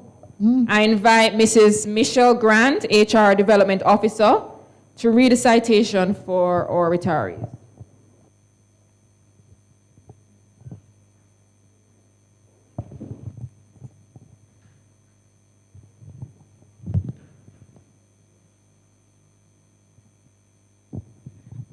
Citation for Marcia Atkinson. When Marcia Mercedes Atkinson opted for early retirement in October 2019, after more than 30 years of unbroken service to the Bureau of Standards Jamaica, it should not have come as any surprise. After all, having joined the BSJ on the 10th of July 1989, Marcia developed an enviable reputation of not only being early for work, but usually being the very first person to arrive at the office. This she did consistently, always arriving early for work or for special events outside of office hours, whether she was dependent on public transportation, traveling in the winding roads from the hills of rural St. Andrew, or traveling in her own car from St. Catherine, where she had relocated. Marcia knew the value of getting in early, working smart,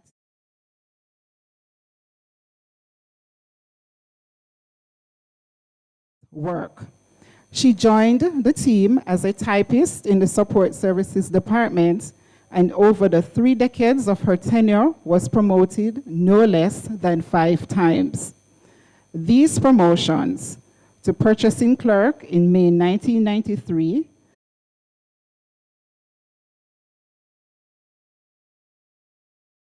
Marcia has been described as hardworking with an appreciation for clarity and precision.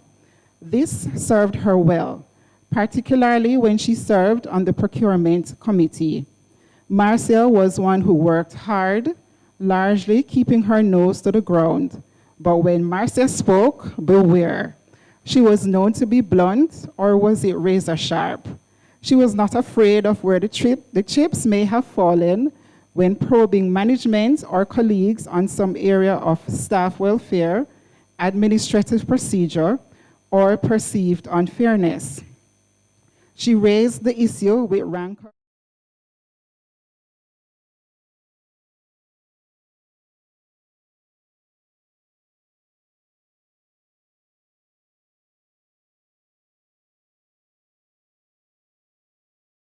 of the matter. A citation to Marcia Atkinson could not be complete without an acknowledgement of her commitment to friendships and loyalty to those she loved and admired. We have only to look at her decades-long friendship with the late Viola Lawrence. They were inseparable, like two peas in a pod, except when one or the other was off on leave, and though they were distinctly different, Vi being the quiet, patient one, always mindful of not hurting anyone's feelings, and Marcia, well, we have heard was. Enough said. And secondly, the BSJ remains more than grateful to Marcia for her loving, respectful care, attention, and support of the branch former manager, the beloved Sandra Robinson, now deceased, as Mrs. Robinson's own health failed over months and years, forcing her to retire early. Those who saw her in these roles will attest of Marcia's generosity of spirit and care, though masked by her sharp, sometimes unvarnished expressions. The Bureau of Standards Jamaica salutes Marcia Atkinson for her faithful example of punctuality, hard work, and sacrifice, and wishes her well as she pursues retirement in her youthful years.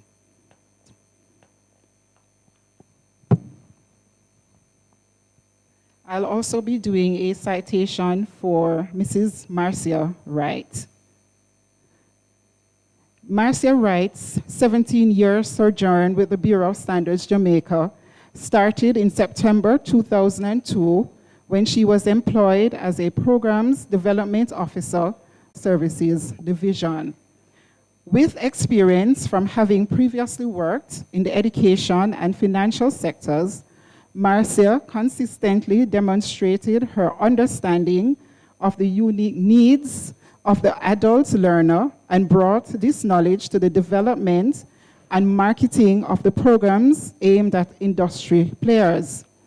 Her ability to, as it were, get into the minds of prospective learners was an important skill that she employed as she spent hours with facilitators, brainstorming, fine-tuning, and revamping programs.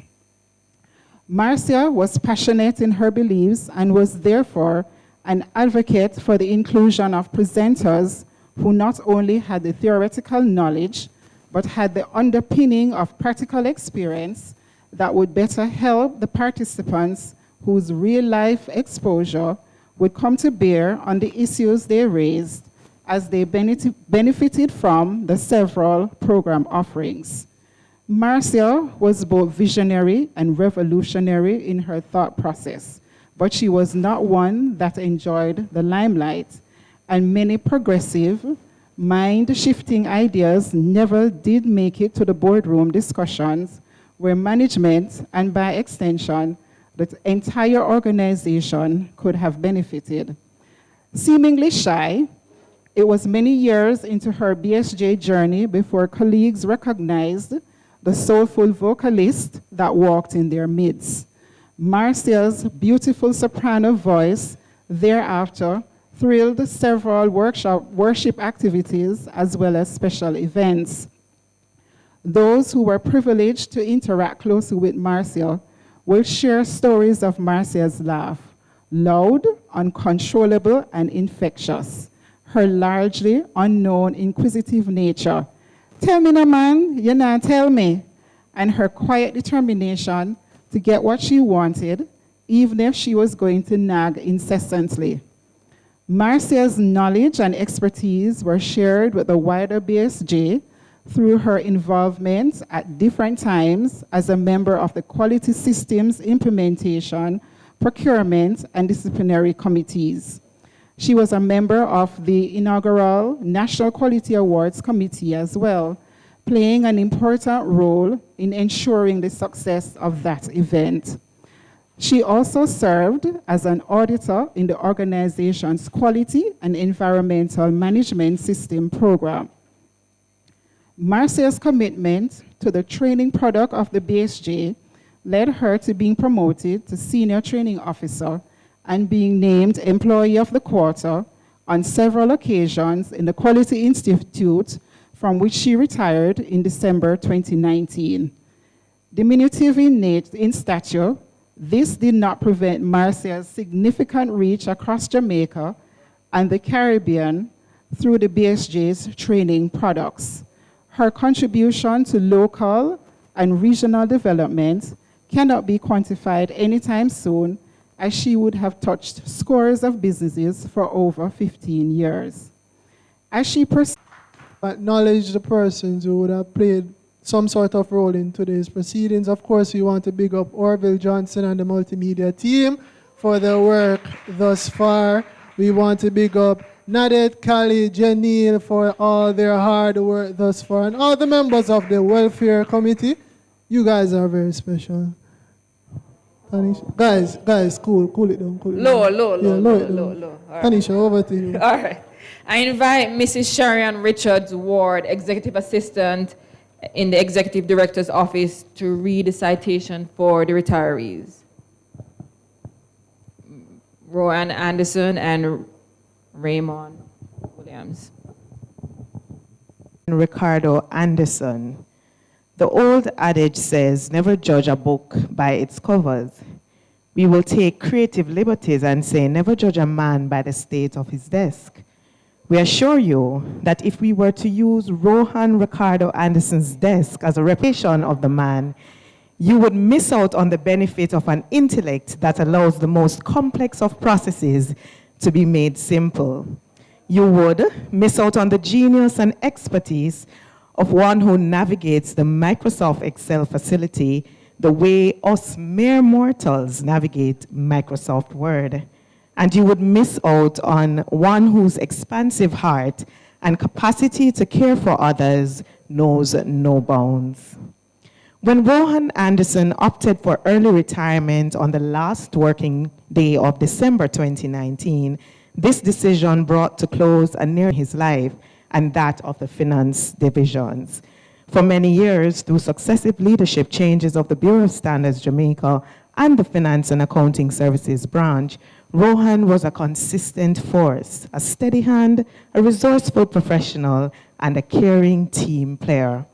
Rohan started employment with the BSJ in the capacity of project supervisor and accountant on November 6, 2000, assigned to the then finance division.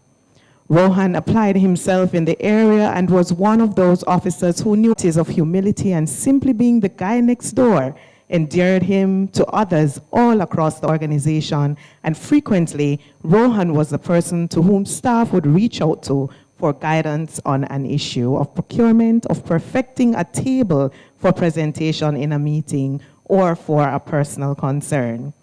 Even when the proverbial Rome was burning, Rohan would make time for the colleague, the junior report, the customer with an issue. He made time for many of us present here today. He had the rare capacity to listen to you and to make you feel that you and that concern was all that mattered at that time. His office was a welcoming space for colleagues, line staff, and manager alike, his mentees and his family who waited long hours on him as he completed reports, presentations, and analyses for some council meeting or another. A devoted family man, a devout Christian, a loyal friend. Here was a man whose life's passion was balancing the books and balancing the needs of the people with whom he interacted, all made easier by the countless bottles of Malta that he consumed. The dozens of empties under his desk told the story. Smiling and with the capacity to bounce back from any disappointment balance at the Bureau of Standards Jamaica's account. The organization salutes his service and celebrates his work, wishing him well as he continues in retirement.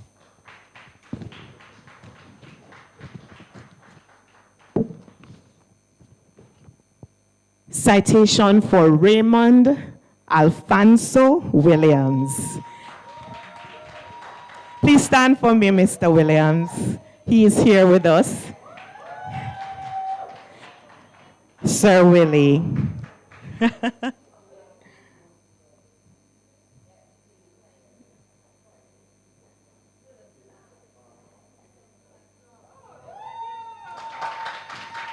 And his supervisors to be observant students, because Willie, as he is affectionately called, did not suffer fools gladly. If you paid keen attention to him from interactions with him, Willie joined the Bureau of Standards the 23rd day of August 1999 as a gardener in the maintenance department of the then engineering division, now office and facilities management branch.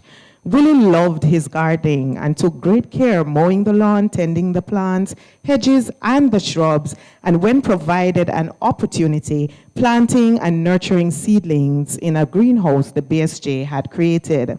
He was never more at peace than tending the soil, the place where plants were nurtured and thrived. He felt that that was his work, his life's calling, and many stories can be told of when Willie was asked to undertake other tasks. He would be definitely screaming, and it would not be surprising if he was also kicking on his way to completing it. In one moment, Willie could be quiet, full of laughter and generosity, mannerly and respectful to those who knew and lived the maxim. To demand respect, one must first offer respect. To those in whom he sensed a care for humanity, he was loyal. But alas, Willie also has a short temper, and it was not unusual for Willie, without a moment's notice, to bust a fuse. One did not want to be in his pathway then. To take Willie for granted, dismiss his personhood, even more to be disrespectful, to dismiss his thought process. Any of these, and Willie was not afraid to vent his anger and to voice his disapproval of the idiot thing where them are going with and them say them a manager. Some simply insist that Willie was headstrong. To sit and hold a reasoning with Willie was to experience a man schooled in scripture, a student of the Gospels who knew and lived out Paul's assertion that God came to call all sinners, of whom he was chief. He acknowledged his own shortcomings and imperfections, but that has not prevented him seeking after the path of Christ. The dichotomy that is Raymond Williams was such that in a moment he may be reaping mangoes from the BSJ's trees and sharing with his female colleagues, but could in the next moment be at loggerheads with a colleague over some religious perspective or political or business news of the day and arguing loudly. Many who were keen students will attest, though, that they never had a disagreement with Willie. As a friend, he was loyal. As a colleague, he was jovial and full of childish laughter. And as a family man, who did not know of Vivian, the 3 children, and their academic achievements? He is a proud man with a sharp mind, who knew the value of hard work and fair compensation, who reasoned that it may be better to miss a day or 2 from the regular work so that his income could be increased and his duties as a provider honored. Even in this action, though his absences did not find favor with the organization, his rationale certainly could not be lost on those who were acutely aware of the salary scales of those who earned at his level. Willie was unreservedly himself. You either embraced him or you did not. You decidedly loved him or you did not. He presented himself blemished human with a heart for God and a green thumb that nurtured God's beauty in our world of complex contradictions. The Bureau of Standards Jamaica thanks Raymond Williams for his 20 years of service that ended in January 2020 and wishes him Godspeed in his endeavors.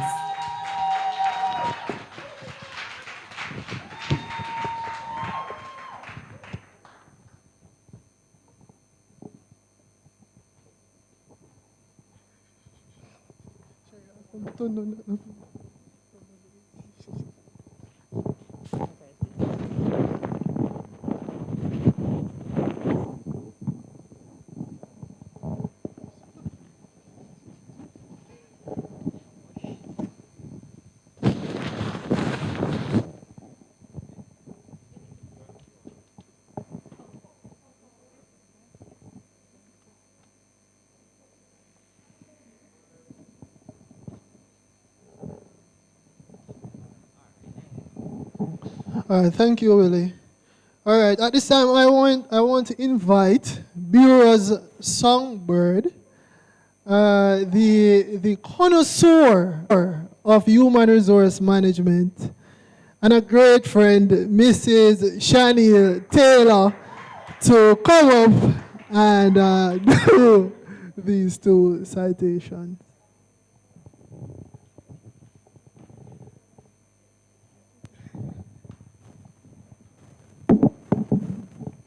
Thank you very much, Mr. Wallace. But I must state, though, that I'm not here for a song. I'm here to read the citations for our retirees, Mrs. Sandra Roden and Miss Oreen Henry. Citation for Sandra Roden. Sandra Roden will always be remembered by her colleagues at the Bureau of Standards Jamaica, past and present, for her quiet demeanor, her dependability as an employee and as a friend, her undeniable sense of style, and her unwavering commitment to justice for all. She was never loud, but she was strident in her call for fairness across the playing field of the workplace, and for accountability from those who led the organization. Her almost 27 years tenure with the Bureau of Standards Jamaica started on Monday, 27 September 1993. Initially employed as a clerk typist in what was then the Support Services Department, Sandra eventually served in several capacities across the organization, as a secretary, as an administrative assistant, and ultimately as program development officer, retitled as certification officer in the industrial training unit, now known as the Quality Institute. Mrs. Roden has been described as dependable and hardworking employee. She was known as a responsible officer, committing to ensuring the best completion of a task or a project. Whether as a secretary in the maintenance department or in the microbiology department after October 2002, the refrain remained constant. Mrs. Roden was meticulous and committed to professionalism. Twice she was selected as Employee of the Quarter in the Quality Institute, a posting in her later years when Sandra's intellect, competence, and knowledge of industry came visibly to the fore. Miss Page 2, Sandra Roden had the poise of a model, the grace of a queen, and like a mother, a caring, responsive heart to the spoken and unspoken needs of her colleagues. She was a quiet advocate for those who seemed to have been shafted by the system, the outspoken voice of reason when emotions threatened the well-being of departments, and unyielding ally of excellence, commitment to duty, and truly fulfilling the organization.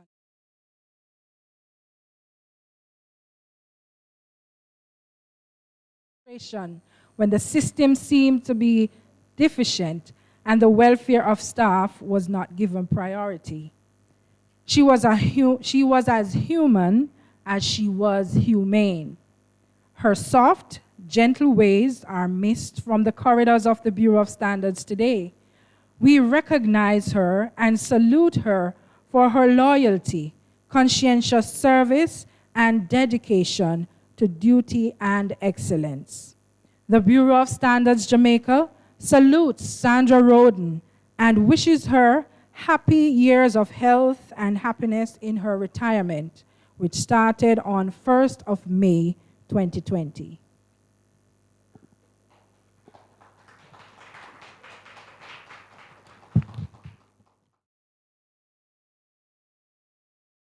Citation for Miss Oreen Henry. Oreen Henry's personal and professional life may well have been influenced by the passage of scripture from Micah 6, verse 8. And it says, "And what does the Lord require of you? To act justly and to love mercy and to walk humbly with God." Her 2 periods of tenure with the Bureau of Standards Jamaica were characterized by her humility, knowledge of and understanding of the industries she served, her meticulous attention to detail, and most importantly to many, her commitment to her team manifested in myriads of ways. Miss Oreen Henry first joined the Bureau of Standards Jamaica in June 1990 as a scientific officer in the Food Inspectorate Department and brought her knowledge of foods to the area, soon building up her technical competencies from her observation of seasoned officers and her ability to learn quickly. She embraced opportunities for learning, both from training courses and from her hands-on interaction with agri-processors across the country.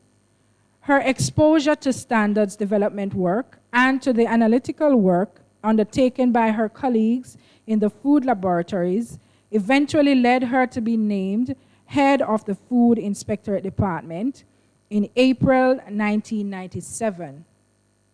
Oreen continued to embrace learning and eventually served as technical officer in the compliance department and getting a brief stint as manager standardization in 2001. In the following year, she assumed the position of corporate and international programs officer until 2005, when she left the Bureau in pursuit of new opportunities and spaces in which to grow and develop. Ms. Henry's encyclopedic knowledge and competence were welcomed when she returned to the organization in October 2009 as Director, Regulatory Division. Her understanding of the needs of both members of staff and the industry, as well as her relatable persona, made for the foregoing of deeper partnerships among all the various players. She also sought to work for the best possible outcomes for all concerned. This, of course, was not always easy or in fact attainable, sitting as a regulator. Those who had the opportunity to work with her or to benefit from her supervision recall that Ms. Henry was committed, dedicated, knowledgeable, and passionate about the work she was engaged in. Inspired by revered stalwarts who influenced her professional path, Oreen Henry frequently extended herself, personally and professionally, on behalf of her reports. She sought the best outcomes, always being mindful of their circumstances. It is to her merit that those who worked with her up to her retirement in 2020 recount that she has always provided a listening ear, following up on concerns and advocating on their behalf. She demonstrated sensitivity and always sought to improve working conditions.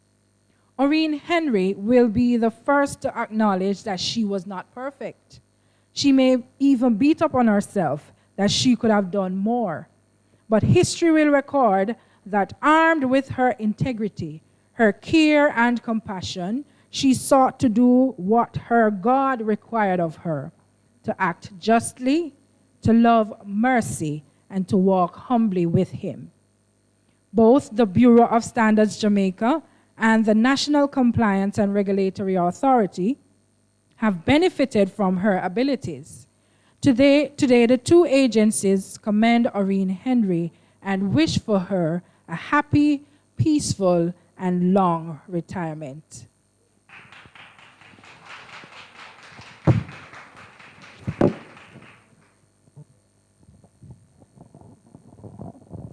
Thank you so much, Mrs. Taylor. At this time, we invite the Honorable Mr. Ellis James Leng, Public Education and Customer Service Coordinator, to read the citation for our retirees, Sonia Cruz and Andrea Weatherly Shaw.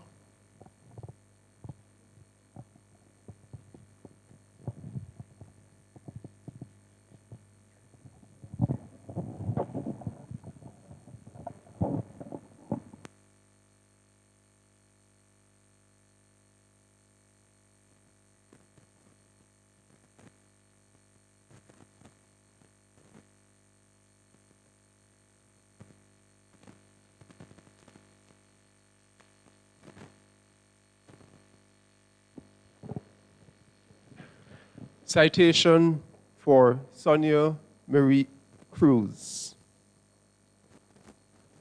For nearly 24 years, Sonia Marie Cruz served the Bureau of Standards Jamaica, having started employment on the 25th day of November 1996 and working in various administrative support roles across the organization until her retirement on the 1st day of May 2020. Ms. Cruz's engagement with the organization started when she was employed as a senior secretary in the certification department. Within a matter of 3 years, Ms. Cruz was promoted to administrative assistant and worked initially in that role within the support services department between July and December 1999. The quality of work was recognized, and she was drafted into the services of the Deputy Group Director, Engineering Division. Sonia Cruz had an eye for detail and paid keen attention to getting documents accurately produced. She was known for having a serious demeanor, and as a gatekeeper, she guarded her supervisor's desk, diary, and time with great fervor. Ensure that the cause was of great importance, or else. But this aura of being a strict, no-nonsense administrative assistant could be quickly lost if Sonia heard a really good joke. She could laugh until she cried, if you were that good. These characteristics put her in good stead for more upward moves, and in November 2001, she notched up another promotion to the 3rd floor, no less than the executive director's office. From this lofty space, Sonia Cruz had an opportunity to learn even more about the organization's work and developed a multiplicity of skills she may have long had, but which came to the fore then, among them event coordination and relationship building. These she utilized to support the organization in many ways when she eventually served as a customer service officer for a year in the then information division before subsequently accepting a reassignment to the position of administrative assistant in the same division.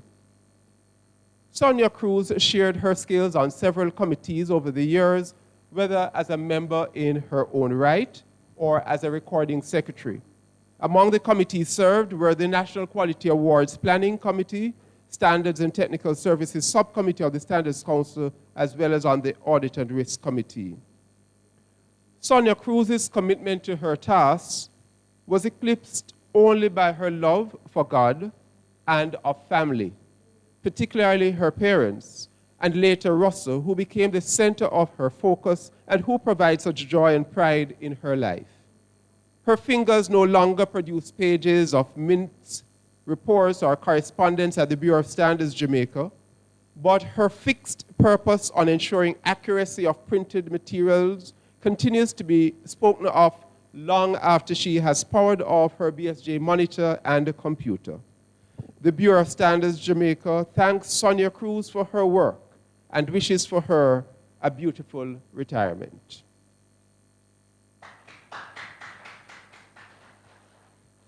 Citation for Andrea Weatherly Shaw. Proverbs 17, verse 17 declares, "A friend loveth at all times, and a brother is born for adversity." In Proverbs 18:24, in the New International Version, we find these words, "One who has unreliable friends soon comes to ruin, but there is a friend who sticks closer than a brother." A third passage of scripture is not needed, as it becomes clear from those already quoted that our former colleague, Andrea Weatherly Shaw, was a kind of staff member that demonstrated the virtues of a good friend. Andrea Weatherly Shaw has a love for people, a caring spirit that manifested itself in her 2 stints at the Bureau of Standards Jamaica between April 1991 and August 2001, and again between June 2008 and July 2020. She joined the organization as a secretary in the Support Services Department of the Management Systems Division, and during her first tenure was promoted to senior secretary to the Group Director Technical Services. She also served as executive secretary and ended her assignment, her first engagement with the BSJ as executive director's secretary. She was meticulous, efficient, and diligent in the discharge of her duties, providing exceptional support to her supervisors, but also making herself available to assist others within the areas that she worked. Mindful of her Christian calling, Andrea never underestimated the immense power and value of rendering her dignified service to Caesar. But with a conviction that her witness was representational of Christ, without seeking to foist her own faith on others, Andrea's quiet, caring soul has come to be a demonstration of her relationship with God. Her attention to detail was no less evident when she undertook the second stint with the new BSJ, serving as administrative assistant to the legal corporate offices, technical services division, and finally in the regulatory division, which eventually became the National Compliance and Regulatory Authority, from which she retired. One junior colleague said that Mrs. Weatherly Shaw was always helpful, that she gave sound advice and encouraged others to pursue growth in their personal and professional lives. Another colleague, a friend, shared that a friend was someone to whom you did not have to tell about the events of one's life because they were right there with you, sharing in the events as they unfold. Mrs. Weatherly Shaw demonstrated this time and again, and without a doubt, in her second stint, naturally grew into an embodiment of a Mother Teresa of Calcutta and a Princess Diana of the United Kingdom. Her concern for the welfare of others was always evident. With care, sensitivity, and respect for people's privacy and dignity, she would organize support where necessary and appropriate, and in so doing demonstrate that no man is an island, no man stands alone. Her wise counsel, her positive and practical approach to life, and her appreciation for hard work, honesty, and integrity are attributes that we recall with gratitude. And we know that even as she enjoys retirement, these values will light a warmth in the spaces that she operates. The Bureau of Standards Jamaica thanks Andrea Weatherly Shaw for her 22 years of service, for the difference she made as a colleague and as friend, and wishes for her a long and happy retirement.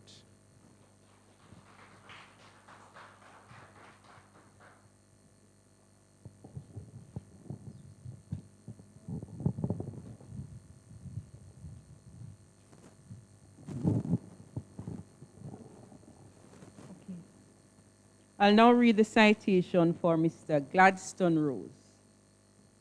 Let's not overlook this truth that this Kingston College old boy is short in stature.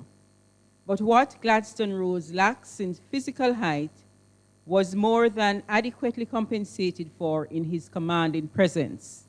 His innovative ideas, his passion for his interests, and his faithfulness in seeing projects through to the end, even if he were the last man standing. Gladstone Rose, like several of the other retirees being recognized today, had 2 stints with the Bureau of Standards Jamaica. He first joined the team in June 1979 when he accepted employment as a standard scientific officer assigned to the chemistry and microbiology department. He was bright and demonstrated a keen interest in the analysis of food and beverages. It was not a surprise then when his desire for greater conquest took him to the world of the private sector in 1986. 15 years later, having been a part of an ever-evolving manufacturing industry, armed with more knowledge and greater experience, Gladstone Rose came back home to the Bureau of Standards in 2002, being engaged as a manager standardization.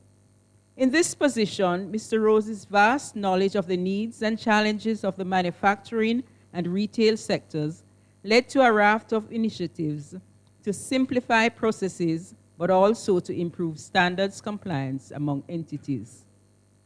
In keeping with the thrust of the administration of the day, Rose collaborated with other divisional managers, having taken information into the highways and byways, ramping up informational sessions and meetings with object systems implementation, nanotechnology, standardization awards being the forerunner of the highly celebrated National Quality Awards, the Furniture and Wooden Products Project, and most recently, what simply has become known as the Bamboo Project.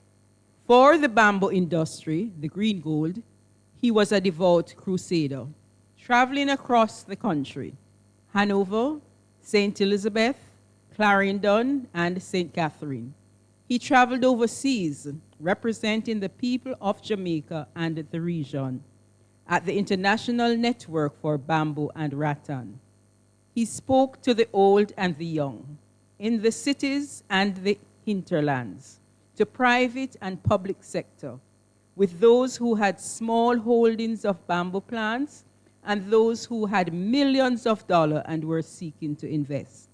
So bamboo, say bamboo, and quiz students would shout Gladstone Rose's name in response. He served several technical committees of the BSJ, aiding in the development of important standards of products and processes. To each of these endeavors, Gladstone Rose threw himself headfirst, boldly and resolutely determined to succeed. When frustrated by those who lacked the vision to see the way of the future, Mr. Rose did not give up. He, like the widow in the biblical story of the judge, kept knocking at closed doors, wanting to just get his foot through the door for an audience. It was hard not to embrace Mr. Rose's passions, if for nothing else, for his own stick-to-itiveness. Do not be fooled. He was not always a happy camper and would not hold back on expressing his lack of appreciation for those who stood in his way and what he saw as a path of progress. His commitment to Jamaica and moving forward is undeniable. His love of the projects that consumed him, his youthful enthusiasm and ability to relate to the members of his team, regardless of age or stature, are attributes that will long be remembered in the corridors of the BSJ, where he strode with great energy. In June 2021, Gladstone Rose's employment with the BSJ ended, but his passion for the work continues. The Bureau of Standards Jamaica recognizes Gladstone Rose, commends him for his invaluable contribution to the organization and to Jamaica, and wishes him good health and a long and happy life.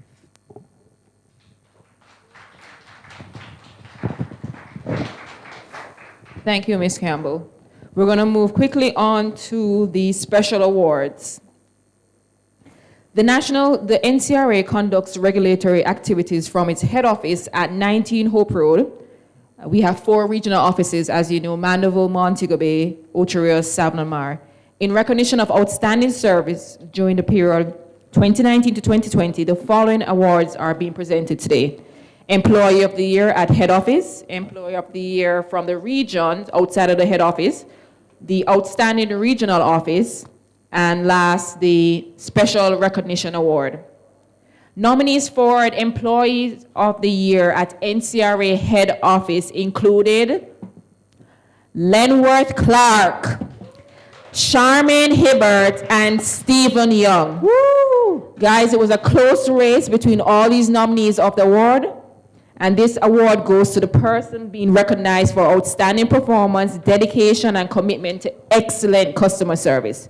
And in honor of this dedication and commitment, ladies and gentlemen, it's my honor, the award for Employee of the Year 2019 to 2020. Pick them up in the comment section. It's a woman, of course, girl power. We invite Miss Charmaine to accept the award. Yeah. Music. Hastily, Charmaine, and congratulations. Well deserved. And we invite Dr. Edwards Brown to make the presentation. Right up here, Charmaine. Yes. Charm. Come on.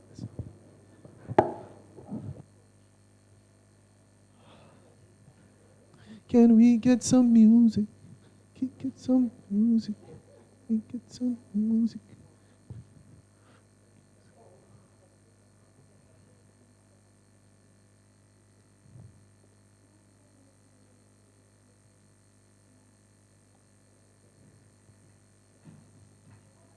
Awesome.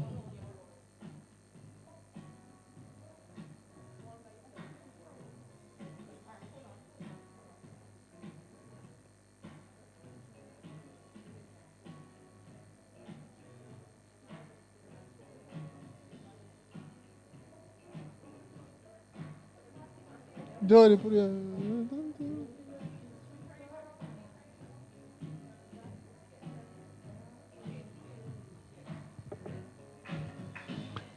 Congrats, Charmaine. Congrats. Awesome. Employee of the Year.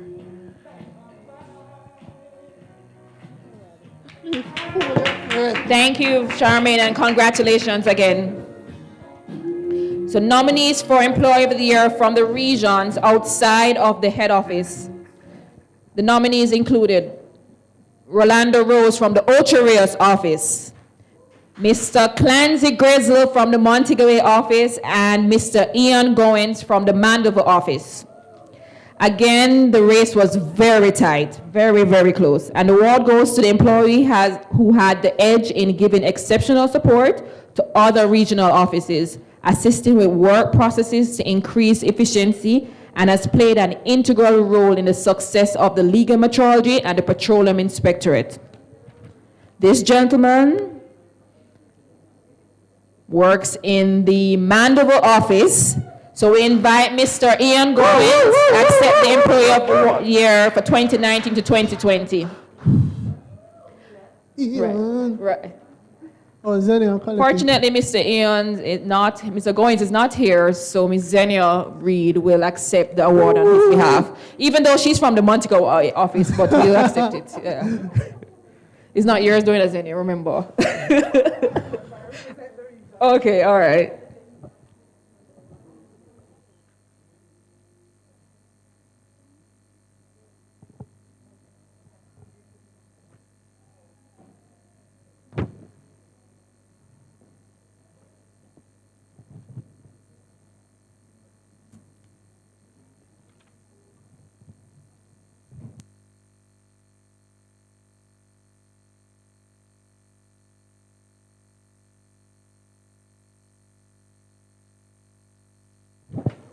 Thank you, Mrs. Reed. All right, the outstanding regional office. The regional office were assessed on their initiative, lack of enforcement activity, timely submission of report, number of gas stations checked for accuracy of petrol dispense, the number of food processing establishment registered, the regional office in recognition of dedication and commitment to achieving excellence in these areas. And this award goes to,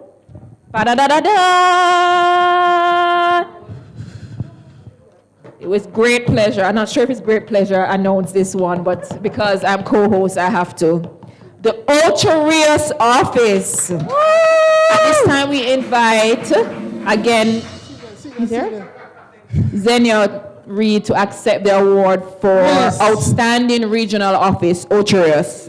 Zenia collected all the awards today, man.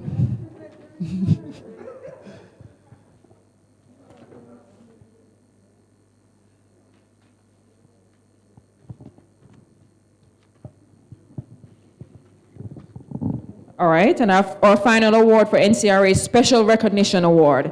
The 2019 to 2020 Special Recognition Award goes to an employee who has a passion for a particular discipline, which requires an eye for detail, and has made an outstanding contribution in the editing of the NCRA's draft legislation.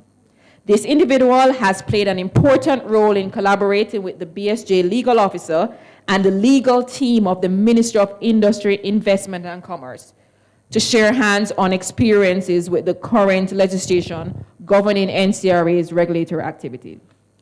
He assists with the legal team understanding of what currently obtains, thereby guiding the advancement of the NCRA legislation. This award, well-deserved, goes to none other than, in the chat room, just big it up, who you think it is? Boss. The boss himself, Mr. Lenworth Clark. Congratulations. Big boss. Right, I was corrected, Lenworth O. Clark. Right. Congratulations, Lenworth. Unfortunately, he's not here, so Dr. Edwards Brown will accept the award on his behalf. Yay! You know, I could accept it, but we'll probably take it home.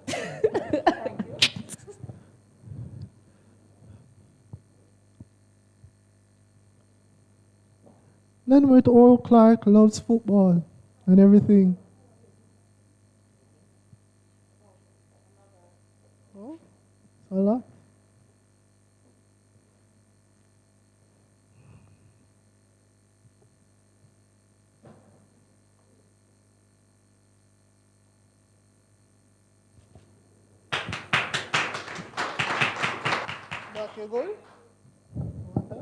Thank you, Dr. Edwards Brown. Yes, thank you so much, Doc. We now invite Ms. Judith Campbell, manager of the HRM&D, to take us through the process of selection and award for the administrative, professional, employee, and manager of the 2020 period. Thank you, Mr. Wallace. I know we are running late, so I'm not going to go in very much details. But we had our nominations open in May of 2021, and a committee comprising our internal auditor, legal officer, procurement officer, HR staff, and social and welfare committee did the assessment. For the administrative professional of the year, persons were from the category of admin assistant, executive assistant, secretary, and clerical officer. Now only one nomination was received. We looked at it, and that individual met all the requirements, and so we did our assessment. That individual met the requirement. So, you know, we looked at areas of attire, mastery of the English language, ability to represent the organization, work output, productivity, maintaining a public relation with staff and customer, to name a few. So the individual, the administrative professional of the year for 2020, is from the Standards Division. Is it From QI? Is it from customer and communications? Is it from standards? The admin assistant for 2020 is none other than Pansy Lawrence. Is she here? In the absence, I'm going to ask Mrs. Karen Watson-Brown. Is Pansy here? Okay, we'll ask Mrs. Karen Watson-Brown to collect on her behalf. She's always professionally attired, very responsible officer, maintains very high standards in her outputs, very organized, works with very little supervision, fully embraces taking on additional duties. She has worked with technical committees, TC appreciation function, food safety and modernization unit, to name a few. Pansy Lawrence, Admin Professional 2020.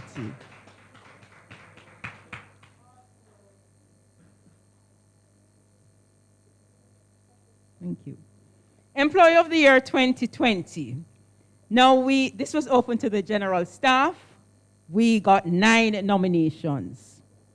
And not in any order of ranking. They are Dion Price, Nicholas Jump, Duval Dehaney, Elaine Edwards, Kimberly Powell, Rajiv Brooks, Kimone Campbell, Nadine Wheatley Brown, Cecilia Johnson.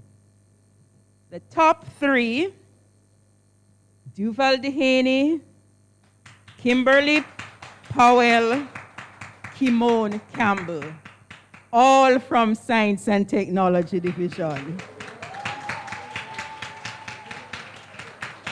And if they're all here, are they all here? I'd like them all to come on stage. Duval Dehaney, Kimberly Powell, Kimone Campbell. And our first runner-up, or third place, Duval Dehaney.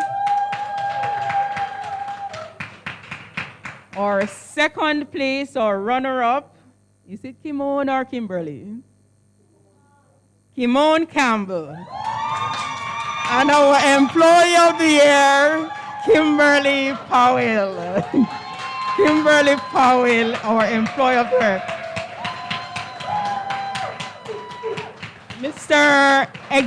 Miss Dr. Ramdon, can you come on?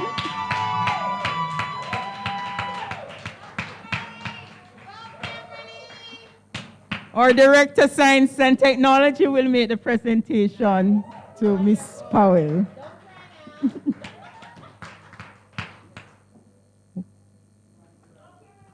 She's the second boss.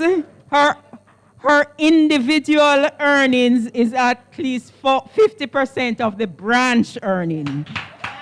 She is a lead auditor. She participates in QMS audits and NCBJ's audits. She masters the application of the ISO 17025 standards. She's at work early every morning, sometimes by 6 a.m., and she starts working at that time. She's hardly absent. She has contributed to the development of conducting further tests on tissue samples and plastic chairs. She is a member of the Social and Welfare Committee. She is the go-to person in the branch. Well done, Kimberly. Oh, and I should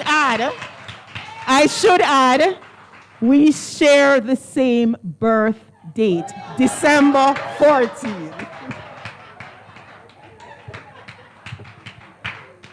Okay, so we will now move on to the Manager of the Year for 2020. And we had 4 nominees, not in any order. Dwight Bremer, and if you are here, could you come up? Gervon Spence, Ellis Lang, and Karen Watson-Brown. So these persons were from the category of a team leader to a director. So we did our assessment, and the top 3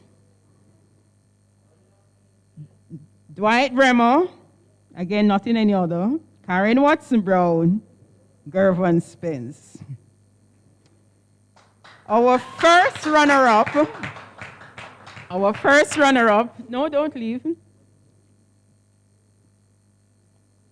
Karen Watson Brown, third place, Manager of the Year.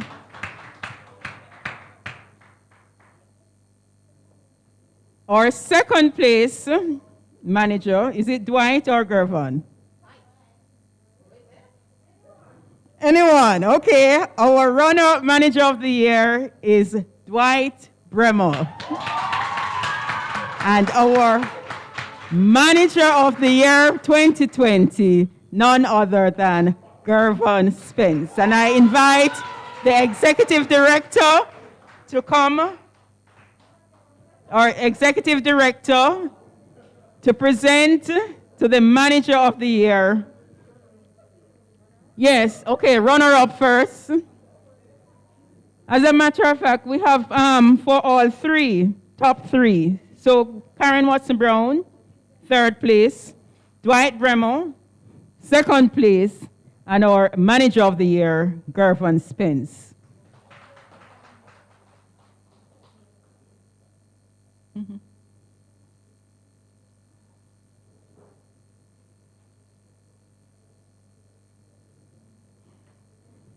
Karen Watson Brown.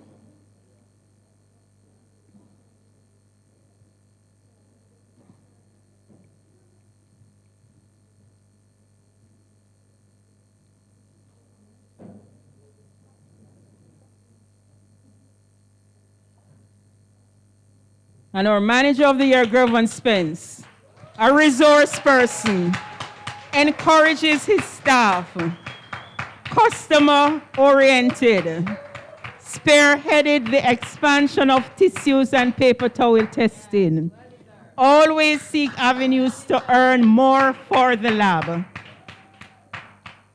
During the pandemic, he challenged his staff by shortening the turnaround time for label assessment to improve response to clients. Collaborated with CCS branch to advertise new services, which led to the creation of brochures and engaging new players in the market.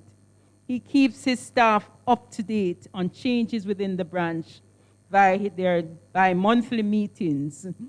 He revamped the packaging testing lab, to name a few. Well done. Congratulations.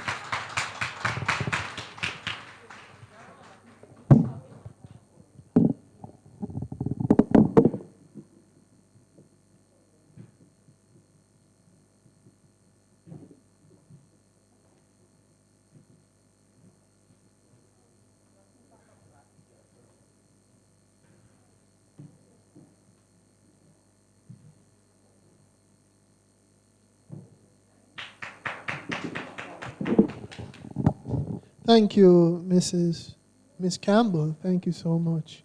Well, now I invite Mrs. Karen Watson Brown to respond on behalf of the awardees.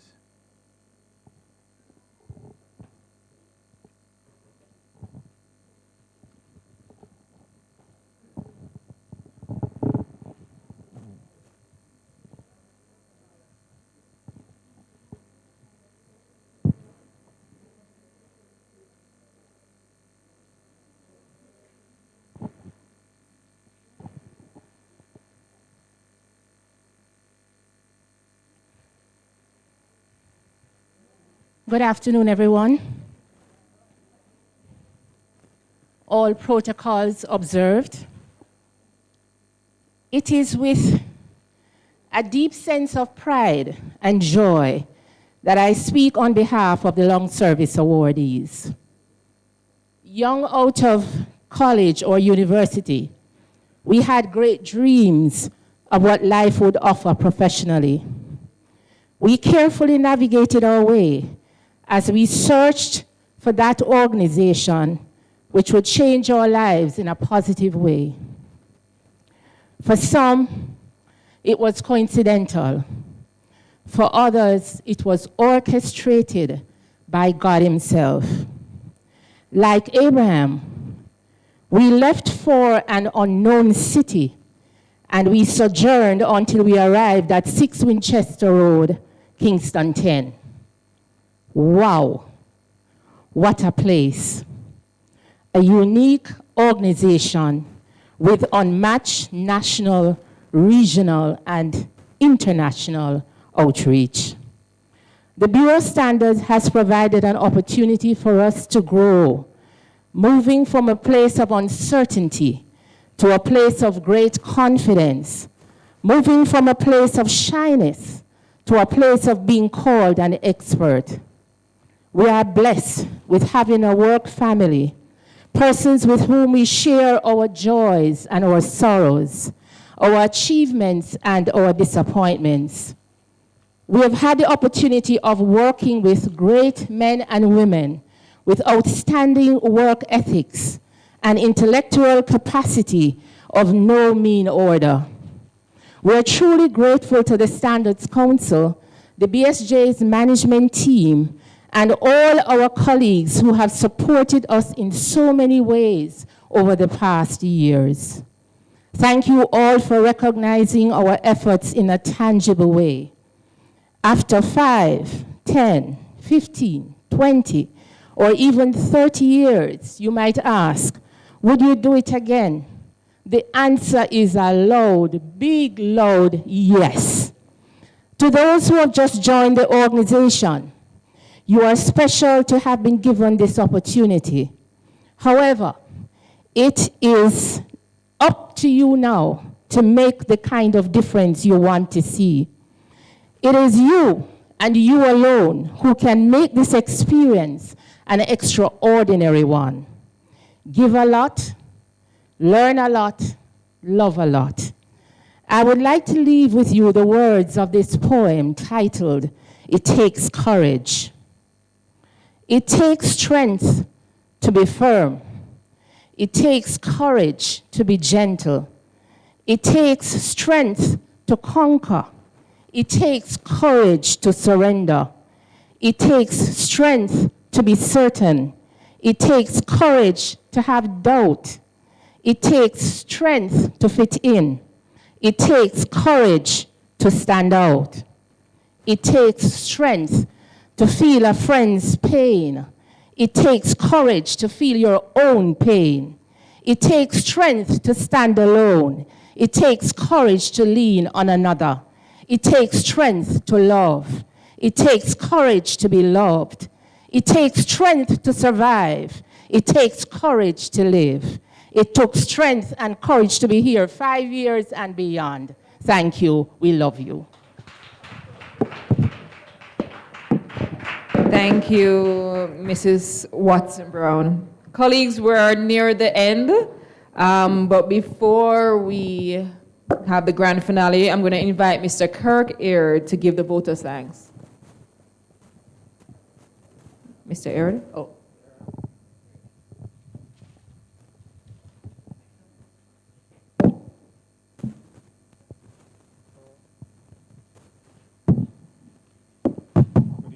Good evening, ladies and gentlemen.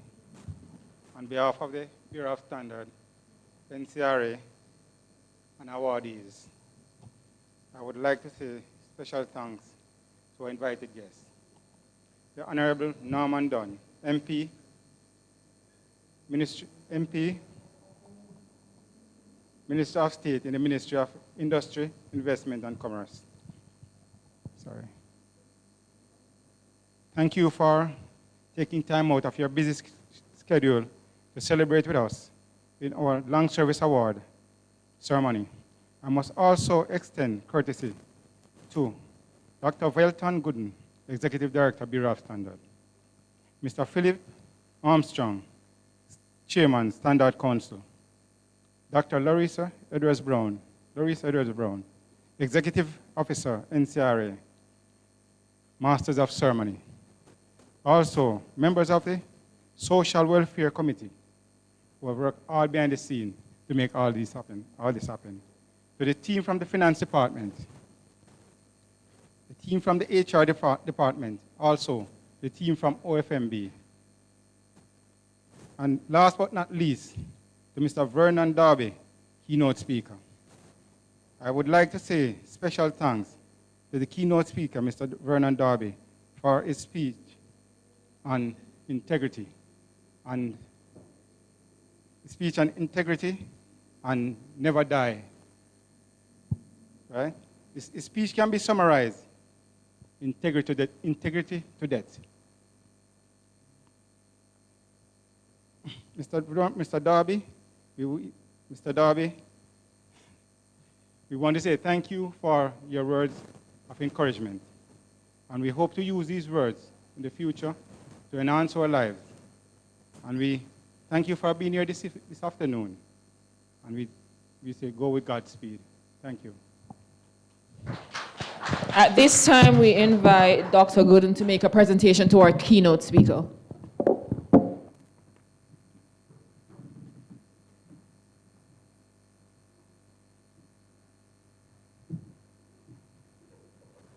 I invite Mr. Darby.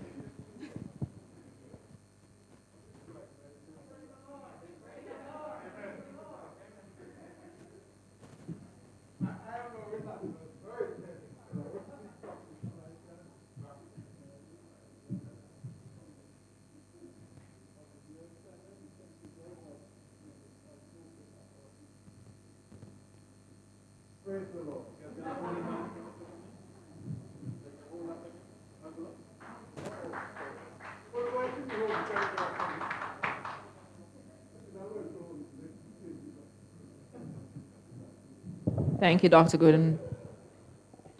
Are there any other special, okay, we're going to do that now. Orain, where is my co-host? Orain?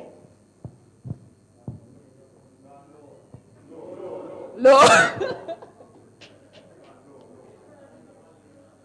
Ladies and gentlemen, this brings us to the end of the presentation of awards. We want to add our own congratulations to the staff of BSJ and NCRA who are recognized this afternoon, and to wish our retirees many years of happiness and good health. I speak on behalf of Mr. Wallace. It was indeed our pleasure. It had a vibes, right? Yeah, it had a little buzz. And we just want to say thank you for joining us, and get home safe for all who are here. But before we leave, I think we have a special presentation. It is special, a super special presentation.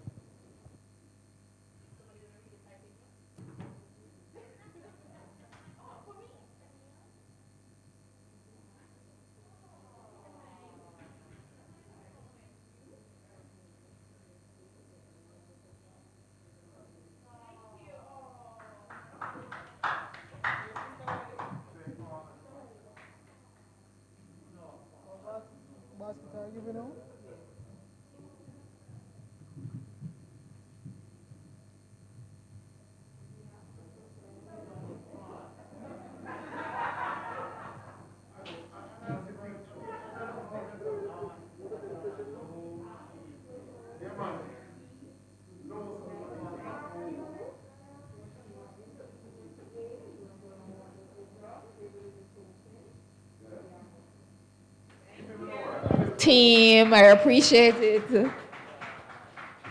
Thank you very much, everybody, and have a good night. Can I play some music now while we close?